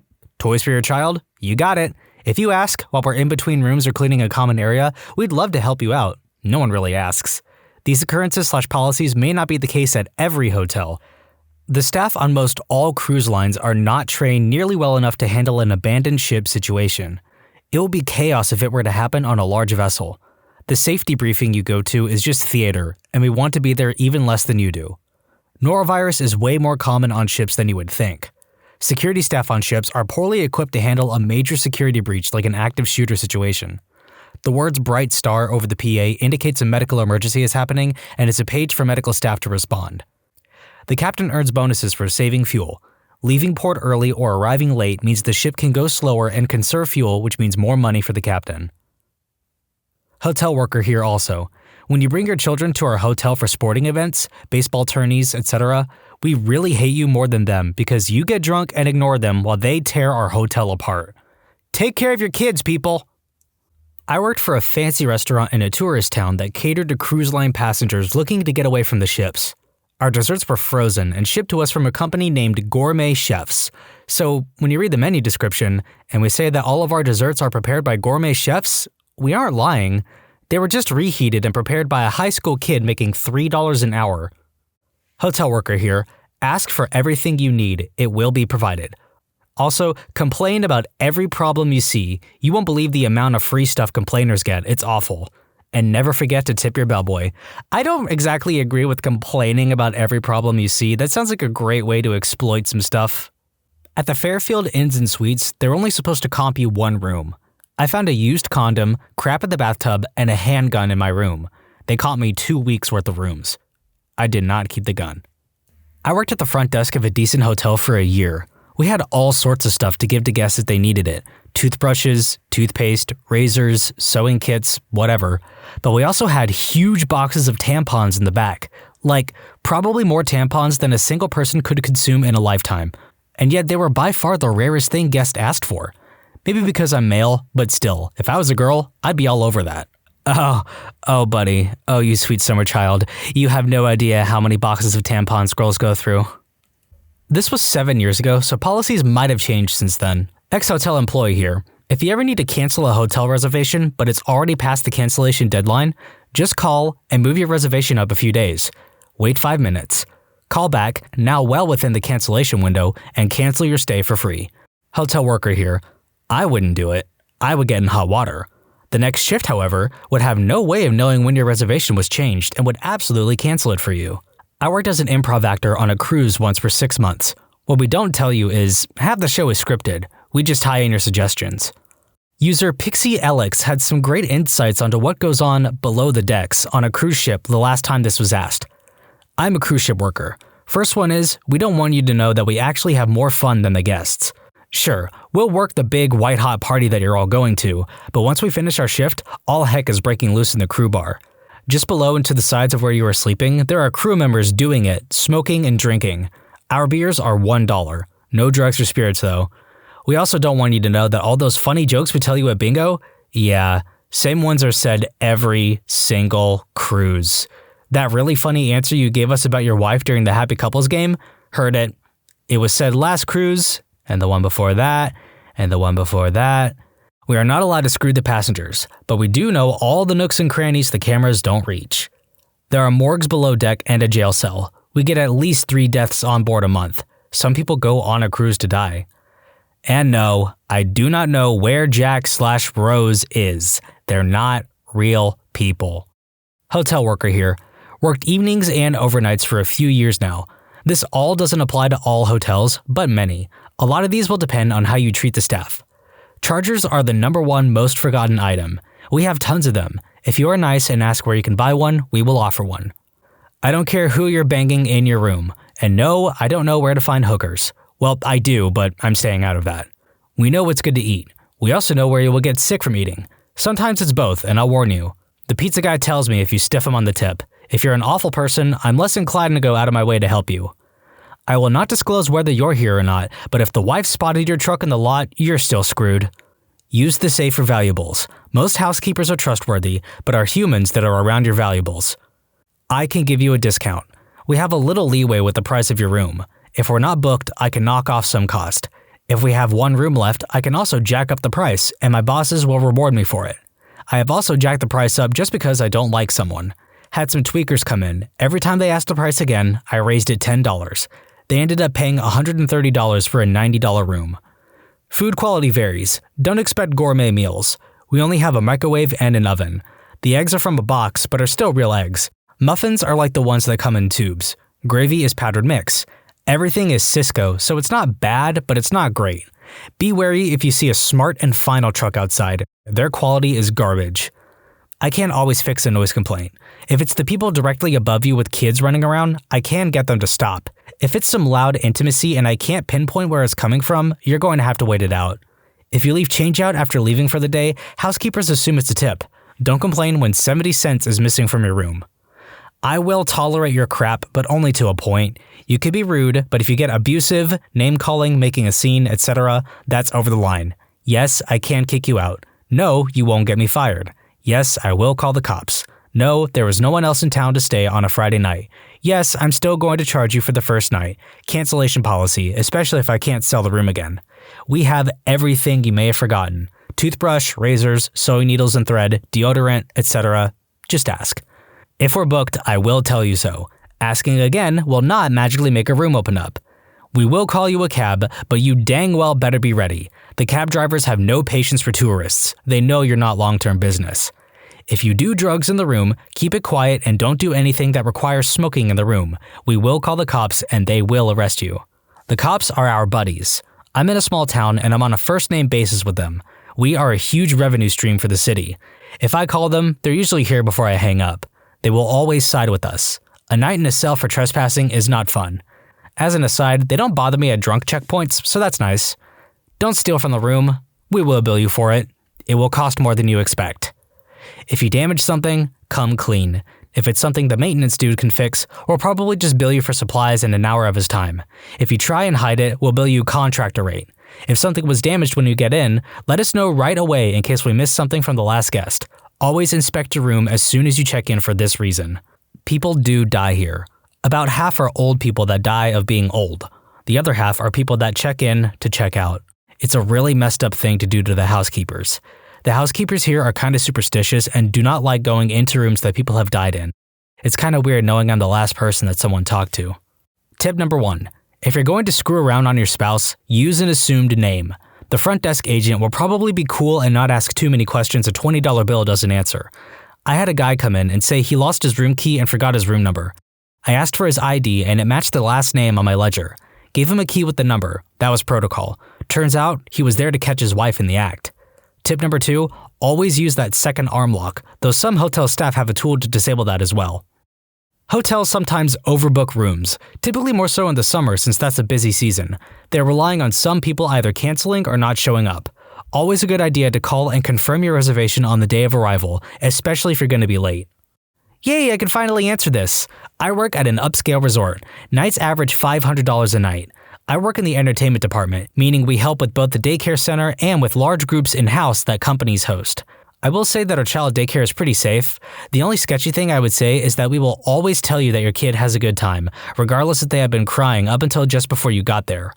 Parents leave their numbers with us to call if the kid wants to go home, but whenever a kid complains that they want to go home, we do everything in our power to make sure that they stay. Because money. Also, the in-group activities that we do, biking, hiking, etc., are sometimes made up on the spot, since the entertainment department decided not to properly train us in all of our offered activities. Newer staff, generally the people that only work summers, are told the morning of that they're running a certain activity and given a really vague rundown of how it's supposed to go and told to do their best to make stuff up but make sure it sounds good. Companies pay thousands of dollars for these activities, but I can assure you the thought that goes into these activities is essentially zero. AmITheA here. I worked in numerous luxury 5-star properties worldwide. You will be shocked if you know the food quality in buffets. I've seen yellow food coloring added and labeled as saffron sauce. Pan-fried sea bass? Haha, it's pan-fried whitefish that comes in generic bags labeled whitefish. People change the expiration date on stuff so that the food cost doesn't increase. The amount of frozen food sold and labeled as fresh is astounding. A la carte food tends to have much better quality. I'm a front desk manager at a hotel. I want to jump in and say something before this gets real big. When this kind of thread pops up, someone always says that the front desk GSA can upgrade or change rates for a guest if the guest is nice to them or tips them. While this may happen sometimes, it's not common. If one of my employees gave someone a cheapo rate, he has to explain why. It'll come up in our reports. That being said, hotels are a ton of fun. I can't think of any big secrets, but I will say this. If you have any questions or requests, no matter how stupid or weird, let the staff know. We love to help people. That's why we went into the industry. And it makes it a lot better for both the guest and the staff when we can help you while you're still in the hotel and not when you're calling corporate after checkout to complain. I worked at a few independent hotels in a couple tourist towns. A few things. Ask about places to eat. I know there's a Wendy's across the street or the center of town has lots of nice-looking restaurants, but one of those is pointless and sad, and the other one is going to gouge you for mediocre food. This can also apply to things to do. If we recommend a restaurant, we probably either like that place or know our coworkers like it. If we recommend an activity, it's entirely possible we were basically bribed. I would never tell someone to go somewhere I think is awful, but if there's 7 rafting places in town of equal quality, I'm going to send you to the one that will bring me sandwiches for sending you. We take your stuff. Not immediately, but if we can't figure out who you are or the number doesn't work when we call you and you forgot your $300 watch and can't be bothered to try and find it for 3 to 4 months, that's my watch. Again though, we are very honest about lost stuff. Most places I've been have some sort of file for lost and found or at least organize it by month. If you call, we will look and do our best to find your stuff, but people lose so many things that if we kept it all, half the rooms would be full of your bras and flip-flops. It doesn't hurt to ask if there's a better rate. Depending on the property, if you're nice or in a pinch, the front desk has the power to do a lot with your rate.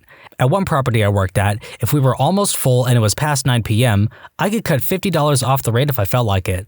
At most though, I can only really give a 10% discount, but I can do it for almost any reason. That said, don't fight about the rate. No harm in asking, but if you push or get belligerent, I'm not doing crap for you.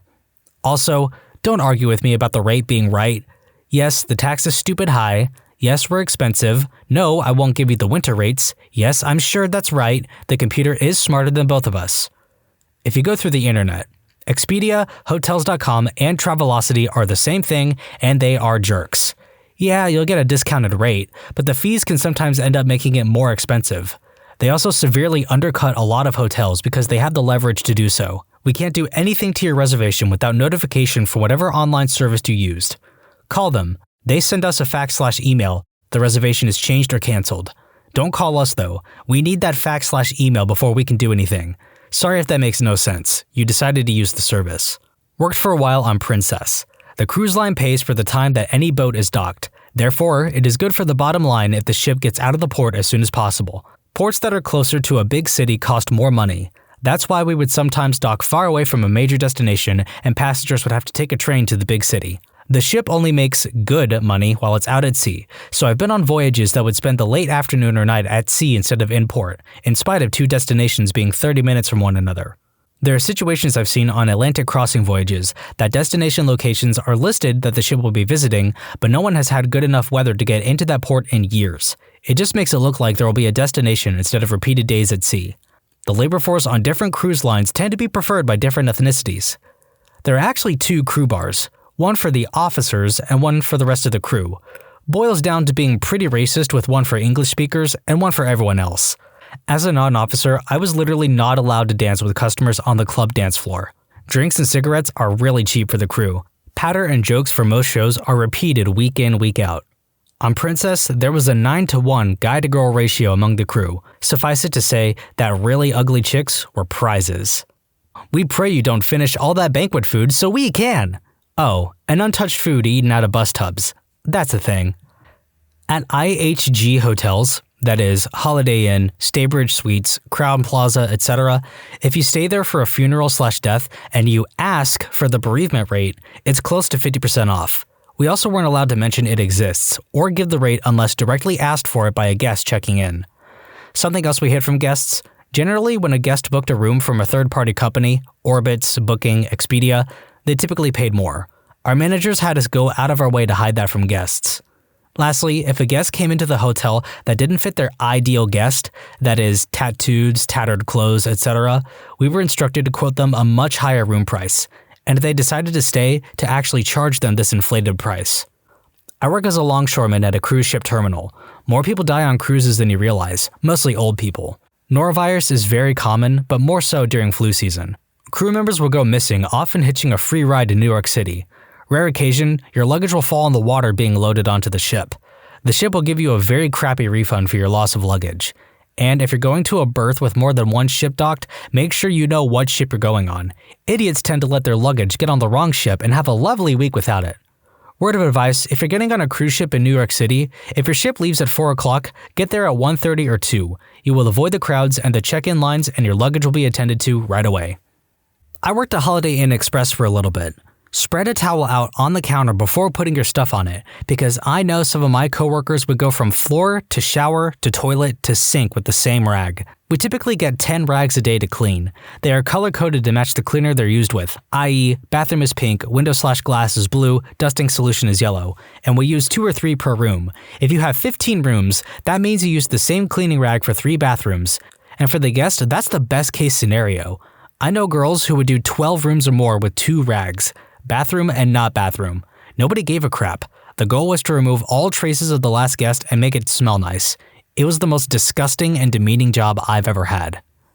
My friend worked on Royal Caribbean on the, if I recall correctly, Explorer of the Seas back in 2006. Said I could book a cruise through him for $15 a night, employee discount. I might have to stay in his cabin with him, but he would see what he could do about getting an unused room for me. Since he departed from Bayonne, New Jersey, and I lived close, I decided to take him up on the offer and do a 4-night trip to Bermuda. The regular room, an interior cabin, panned out so I had my own room to myself, and I got a pass that allowed me access to employee-only areas. I don't know if I was supposed to be escorted with my friend in all of the non-guest areas, but no one said anything to me when I walked around the ship as long as I had my employee guest badge with access to all the employees-only doors that my badge allowed. I certainly gave no reason for anyone to be suspicious, so that probably helped. Lots of fun to just go exploring a little bit. The crew areas were relatively clean, reminded me of hospital hallways.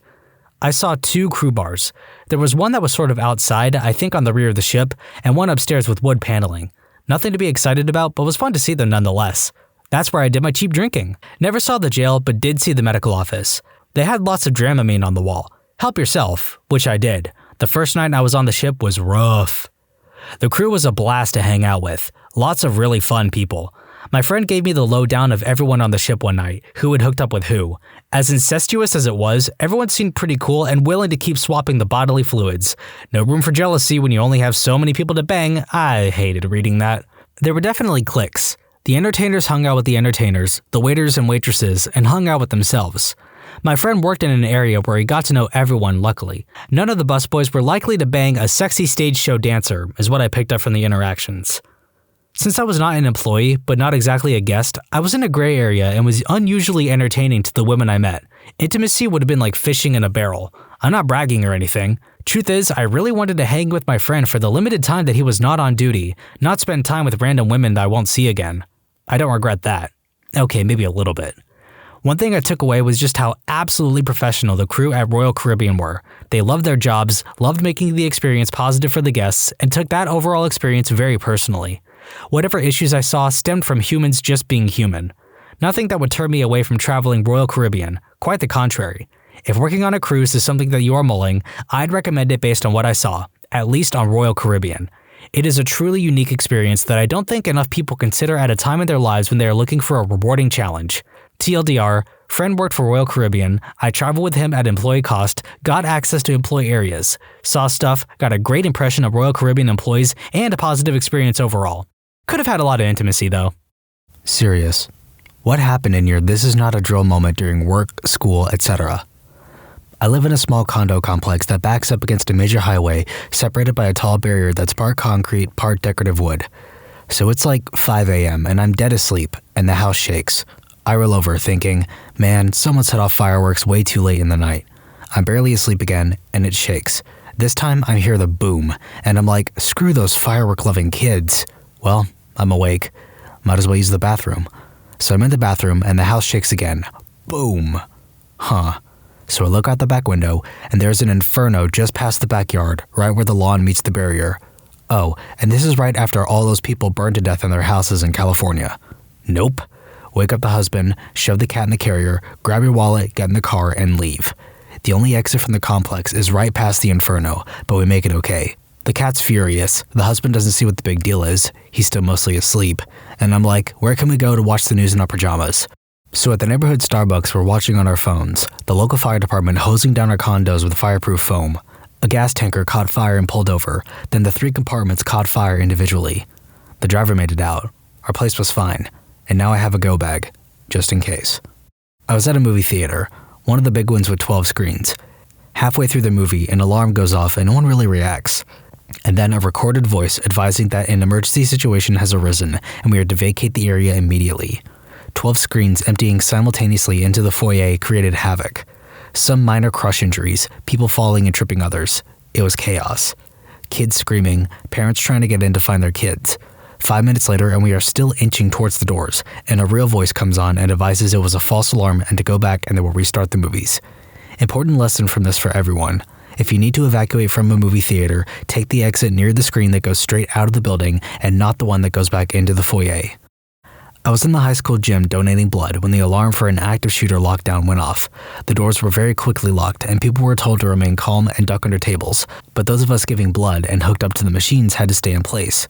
It turned out to be that a few young men had stolen a car and had driven it recklessly onto school property. A police helicopter had somehow gotten involved, which sparked the panic. There were no guns involved, thank goodness, but it definitely was not a good first-time donating blood experience. We were all in psychophysio-patho class when the alarm bell rang. It's a class where the whole lot of us are divided in random 25 people group of students. I didn't know any of the people in this group very well, but we were polite to each other. The teacher said no drill was supposed to take place, so we all raced the best we could outside. Except I was in crutches at the time, and the building we were in was old and had a lot of stairs. I was lagging behind, getting more and more scared that I would be left alone. Our teacher was already out, and the bulk of the group was far ahead, and I had no friends in here to make sure I was safe. Before my classmates, all girls, noticed I was struggling and doubled back to help me. It could have been any kind of danger, a fire, some idiot with a weapon, but they didn't hesitate 1 second once they saw me. One of them took my bed bag, another took my crutches, the other two put my arms around their shoulders and half pushed me out, half carried me out. I was viewing a traveling exhibit about the Titanic. When you entered the exhibit, you were given a ticket which had the name of an actual person aboard the Titanic. At the end, you would get to see if they survived or not. Right as we finished seeing if our person lived or died, the fire alarm went off in the museum. The exhibit staff ushered everyone into the staff area behind the exhibit and down the emergency stairs. Everything was lit with emergency lighting only and really cramped, and after having just been in the exhibit, you really felt like you were escaping a sinking ship. Probably the most surreal emergency I've ever experienced. For those asking, yes, my person did survive. They tried to match your person as close to you as possible. I was a kid at the time, so my person was a child. Much higher chance of surviving if you were a kid or a woman. One day at work, there was a huge bang, not what you want to hear at a refinery. Site goes into evacuation, managers running around trying to figure out what's happened. Turns out an asphalt truck had exploded next door, rocking our site. Many undies were soiled that day. Update for those asking. The truck has a gas heater inside it to keep the asphalt warm, road tar, and after he finished his job, he left the burner going, gets back to depot and fills truck with kerosene to wash out. Hot tank plus flammable liquid? Yeah, soiled undies. I was taking the SAT. We were maybe 30 minutes into the writing section when the fire alarm goes off. Some guy started a fire in the computer lab of the building because he didn't bring a proper ID and they wouldn't let him take his test. We had to sit outside for 3 hours in silence before they decided, never mind, you guys have to retake this in a month. Kid brought a gun to school. He wanted to show it off and pulled it out at lunch. Yeah, you're not supposed to freaking do that. He got expelled, was relieved of any actual criminal charges on account of no bullets were brought, and he was so young. But everyone dipped from the lunchroom and all the other classes got locked down. I remember being in class when it happened, and not one of us thought it was real because our school did a drill every quarter for that crap, and it was like midway through one of them. This was 8th grade. When I was in school, about 20 years ago I think, we had a bomb threat. They evacuated the entire school out to the baseball fields for hours before they let us go home early. The very next day, we went back to school and they kept us locked in our classrooms for hours while the bomb squad removed bomb material, from what I was told, from the very baseball fields that they had made us wait on the day before. Reminds me of the school I went to where the response to a bomb threat was first to gather everyone in the buses in the front parking lot and then drove us over to one of the 2 other schools in the town. Same school district. We were in high school. There was also an elementary school and middle school. And put everyone in one of 2 gyms there, a much smaller area compared to the alternatives. I eventually stopped worrying by the logic that if there were actually bombs, then whoever set them off would have had several opportunities to kill most of us if they were smart about it, since if they knew the response was to move people to another building, then they could have just rigged one of the other schools to blow and had a 50-50 chance of getting the entire population of 2 schools. Or if they didn't know that, then they still had an excellent opportunity to kill us when everyone was gathered together in the one parking lot rather than spread out over an entire building. That school had a lot of emergency response policies that seemed really stupid, and in later years they overhauled a lot of them. But I feel the response to bomb threats of gathering everyone at 1 or 2 places takes the cake, and I hadn't heard of them fixing that while I was still attending. Honestly, not sure which policy was worse though. Your school's approach of gathering everyone in the fields was also pretty bad, even if it was at least a bit more spread out. It was just at home, but I think it was May 2019. We're about to leave for a funeral and there was a sudden earthquake. I think it was a 6, and it was surreal as it was the strongest earthquake I felt. We took shelter under door frames, and nobody was hurt, gladly. I live in a town right on the Pacific coast in Northern California. We have a tsunami warning siren, and every Sunday at noon, they test it by winding up the horn to full volume for a few seconds. When the big earthquake happened in Japan in 2011, I was literally living below sea level less than a quarter mile from the coast. A tsunami was heading for the west coast of the US, a mini version of the devastating one that hit Japan. There were warnings over TV and radio, but we didn't get them because the utility company preemptively cut power to our neighborhood to reduce damage. So the first I knew anything was up was when my roommate woke me up screaming, "There's a tsunami. We have to go now." We booked it up the hill out of the danger zone, but it didn't quite feel real until I realized the tsunami warning siren was going, and not stopping. And it wasn't Sunday. To this day, that is the eeriest sound I've ever heard. I was in 10th grade, age 15 for non-Americans, when 9/11 happened. It's hard to explain to those who didn't live through it how much the world changed literally in a day, and how while there was internet, there weren't smartphones or social media, so news traveled less instantaneously. For us, we were called out of class to go to an assembly, and we were all joking around because our school had a way of over-dramatizing random admin things that didn't really matter, of the "we are searching for a new vice principal" variety. I probably still had a wisecrack grin on my face as the head of school said they all wanted us to be together to hear this news. Then she said, "The World Trade Center has been attacked," which was where my cousin worked, and I remember the room literally looked different. We were all watching TV screens less than an hour later after the second tower fell, and we got a local breaking news about a plane crash outside Pittsburgh, which is quite the thing when your school is in Pittsburgh and you think it was heading for us, because no one knew until many days later where the fourth plane was heading. Heck, we didn't even know there were only 4. So yeah, that moment with the World Trade Center has been attacked and how the room looked different, literally and figuratively, I will never forget that. Was showing a documentary to my class about the second week of the semester when the president of the college came on the loudspeaker to tell us to shelter in place.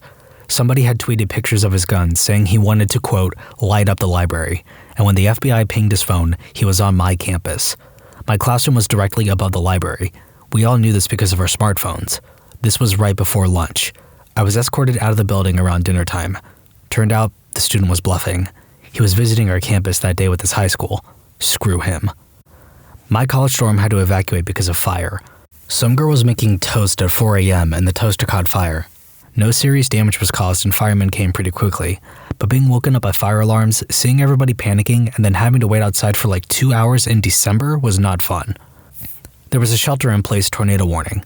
It was on that day that we learned our school had a bomb shelter below the pool locker rooms, and it was some Cold War crap.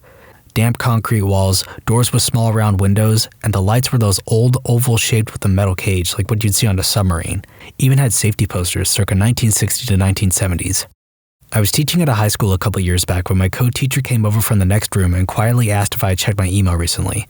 I had not. When I looked, there was an urgent message from admin telling us that we were currently under a stay-in-place lockdown. Apparently some guy had gotten into a shootout with local PD earlier, ran, and was currently somewhere just off campus, still armed and dangerous. But since he wasn't an immediate threat, we were not to tell the students and continue class as normal. If the lockdown lasted into the next period, they come up with an excuse to keep all the kids in place. The kicker for me was that one entire wall of my classroom was floor-to-ceiling windows. To make it worse, the ceiling in my room was about 20 feet. We may as well have been sitting in the field outside my room for all the security we had. I made a quick decision to shoehorn a slideshow into my lesson so I had a believable excuse to close all the blinds. Luckily, the lockdown only lasted until just before the end of the period, so nobody had to punt on an excuse for what was happening. I like to think I covered well, and that none of my students noticed that I was freaking out internally. None of them ever questioned me about it, so hopefully I did. There was an earthquake. It was not that strong, but it was still an earthquake. Everyone was treating it as a drill, which meant talking and talking and talking, until an advisor said that it was not a drill, and everyone started panicking. Good times. Last November, half my school burnt down. Everybody thought it was just another drill until we got outside and began to smell smoke. There was a mad panic as all 1,300 students were registered and registered again until we knew everyone was out. The worst part, it was started by 2 first-year students. This is going to be long, just so you know. On a 225-foot buoy tender in the middle of the Pacific, halfway between Hawaii and Mexico. When you're on a ship at sea, if there's a fire, there's no 911, so you practice all the time for stuff like fire, flooding, collision, etc. But those drills occur during the day when most of the crew is awake. You're alert, the sun is out, and sea conditions are normally good, for safety reasons. But emergencies almost never happen during the day or when the sea state is calm. It was 4 a.m. I was in my rack asleep after getting off watch, so I had only been asleep for 4 hours when the general emergency alarm went off. That's the alarm that sounds for any emergency outside from collision and chemical. So I bolt upright with the what? Thinking someone accidentally hit the alarm up on the bridge. But when the watch officer comes over the ship's announcement system saying to set the main space fire doctrine for a fuel oil leak in the engine room, my stomach drops. I'm out of my rack, into my coveralls and boots, and out to the repair locker faster than he can finish the announcement.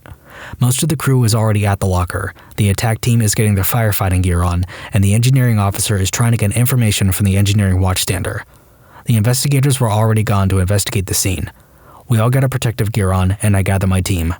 I'm in charge of the pump team, and our job is to set up the portable fire pumps to supplement the installed ones in case the water pressure drops.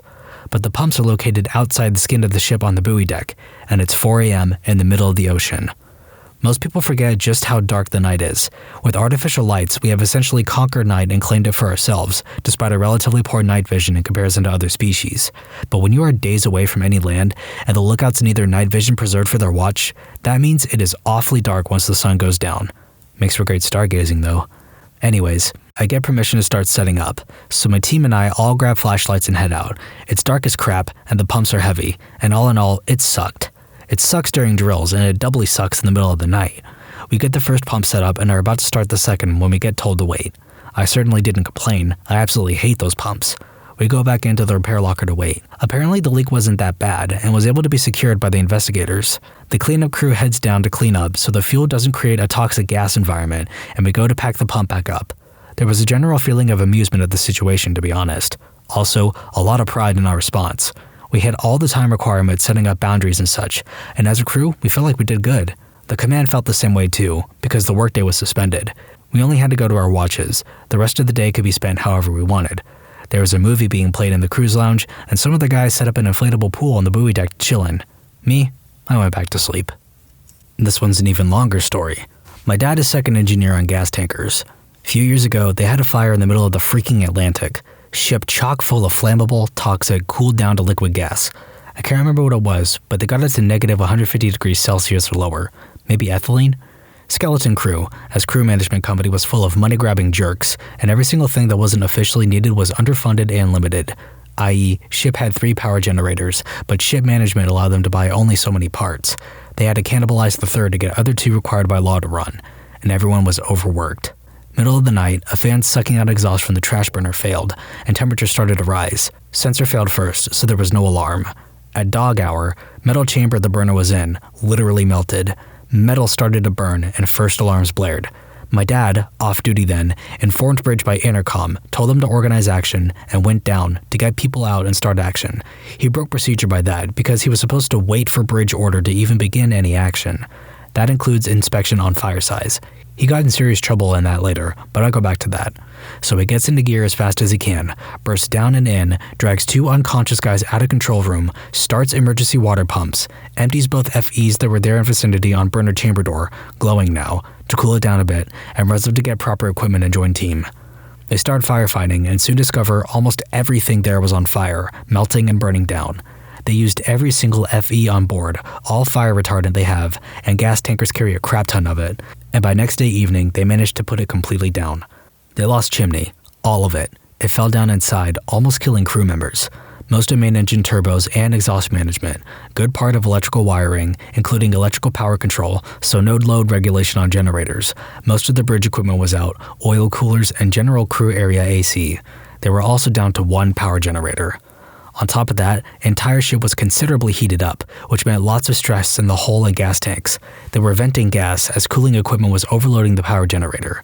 Radar, satellite, high power radio, all off. They slowly creeped to US and got to Houston with Coast Guard and firefighting barge assist. Now, the true storm starts. First, they got an inspection, which revealed they didn't have enough firefighting equipment on board. Inspectors were deaf to the argument that it has all been used. Fine number 1.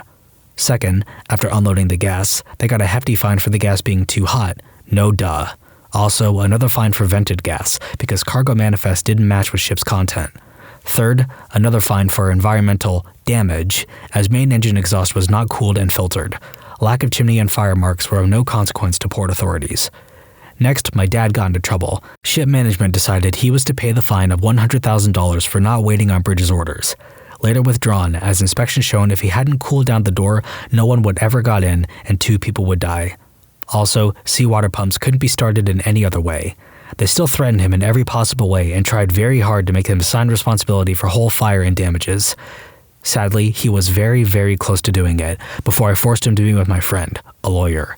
And the last, most infuriating part, ship management refused to pay for firefighting equipment replacements as, quote, it was crew that used them, without permission from central office.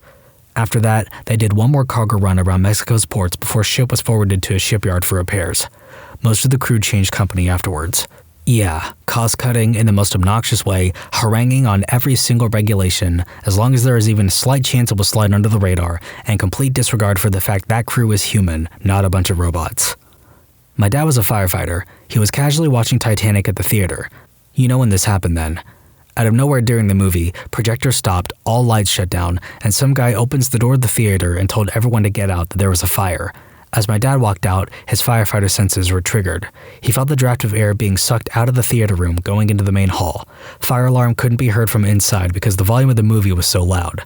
Everyone got out. It was a big complex with restaurants and bars next to the cinema. Everything burnt down, millions of dollars of damages. It was a teenager playing with matches while smoking behind dumpsters. My dad had to wait for the double VHS to be released to know how Titanic ended. That's the best part of this story happening in the 20th century. For the record, it was in 1998. We had someone fall off a boat down at the boat launch when I worked at a campground. She hit her head on the dock and started sinking while unconscious. Luckily, her BF dove in and grabbed her before she drowned. However, she was incoherent, so we had to immobilize/warm her up in a truck and then call in a heli to take her to the nearest hospital. It was crazy. We had to mark a landing zone and lay down some flares and everything. School had a lockdown. Was coming back from lunch and saw a bunch of cops. Asked one what's up and was told someone had reported a gun in the building and it's on lockdown. I went home. Found out the next day a kid had a BB gun in his backpack and I guess ticked off a friend who then told the office what he had. Side note, the group that kid would run with was known for starting fights with people over nothing, so I guess karma is a jerk. It was woodwork, and in my classes, we have a dust collector connected to an automatic sander, and a nail happened to get sanded and made sparks to fine wood chips, so it exploded in fire in a woodwork building. I was still working as a hostess, and we had just opened up. In the morning, we usually only have 3 servers on the floor for the first 30 or so minutes. 5 to 6 families immediately walk in, which is good for the openers. Everybody gets 2 tables to start. I was seating the last of the families when I heard a horrible wail from the back. I honestly didn't think anything of it at first, until I realized 2 of the 3 servers hadn't come out front to greet their tables. One of the servers, while switching out the tea bags, scalded herself across the face with boiling water. The second server was already calling paramedics and trying to keep her calm while she went into shock. So now I had 1 server for 6 tables. About half of them were intensely understanding, but one family was giving me max attitude. I finally snapped at the wife and said, "Ma'am, the server in charge of your section just suffered 3rd-degree burns across her face. If you're in such a rush that you cannot wait for emergency crews to get here, I would be more than happy to suggest other establishments that can accommodate you." Right at that moment, the EMTs arrived. 6 huge Captain America stunt doubles finagling the gurney through the restaurant. She shut right up. The server ended up being okay and didn't have any permanent scars, but for the rest of the day I was jittery from the adrenaline rush. When you subscribe, make sure to hit the bell to turn on notifications. Put the playlist on in the background to finish listening to all the stories, linked at the top of the description. And if you like Am I the Genius, give Am I the Jerk a shot, linked in the description too. Either way, thanks a lot for watching, and we'll see you guys next time.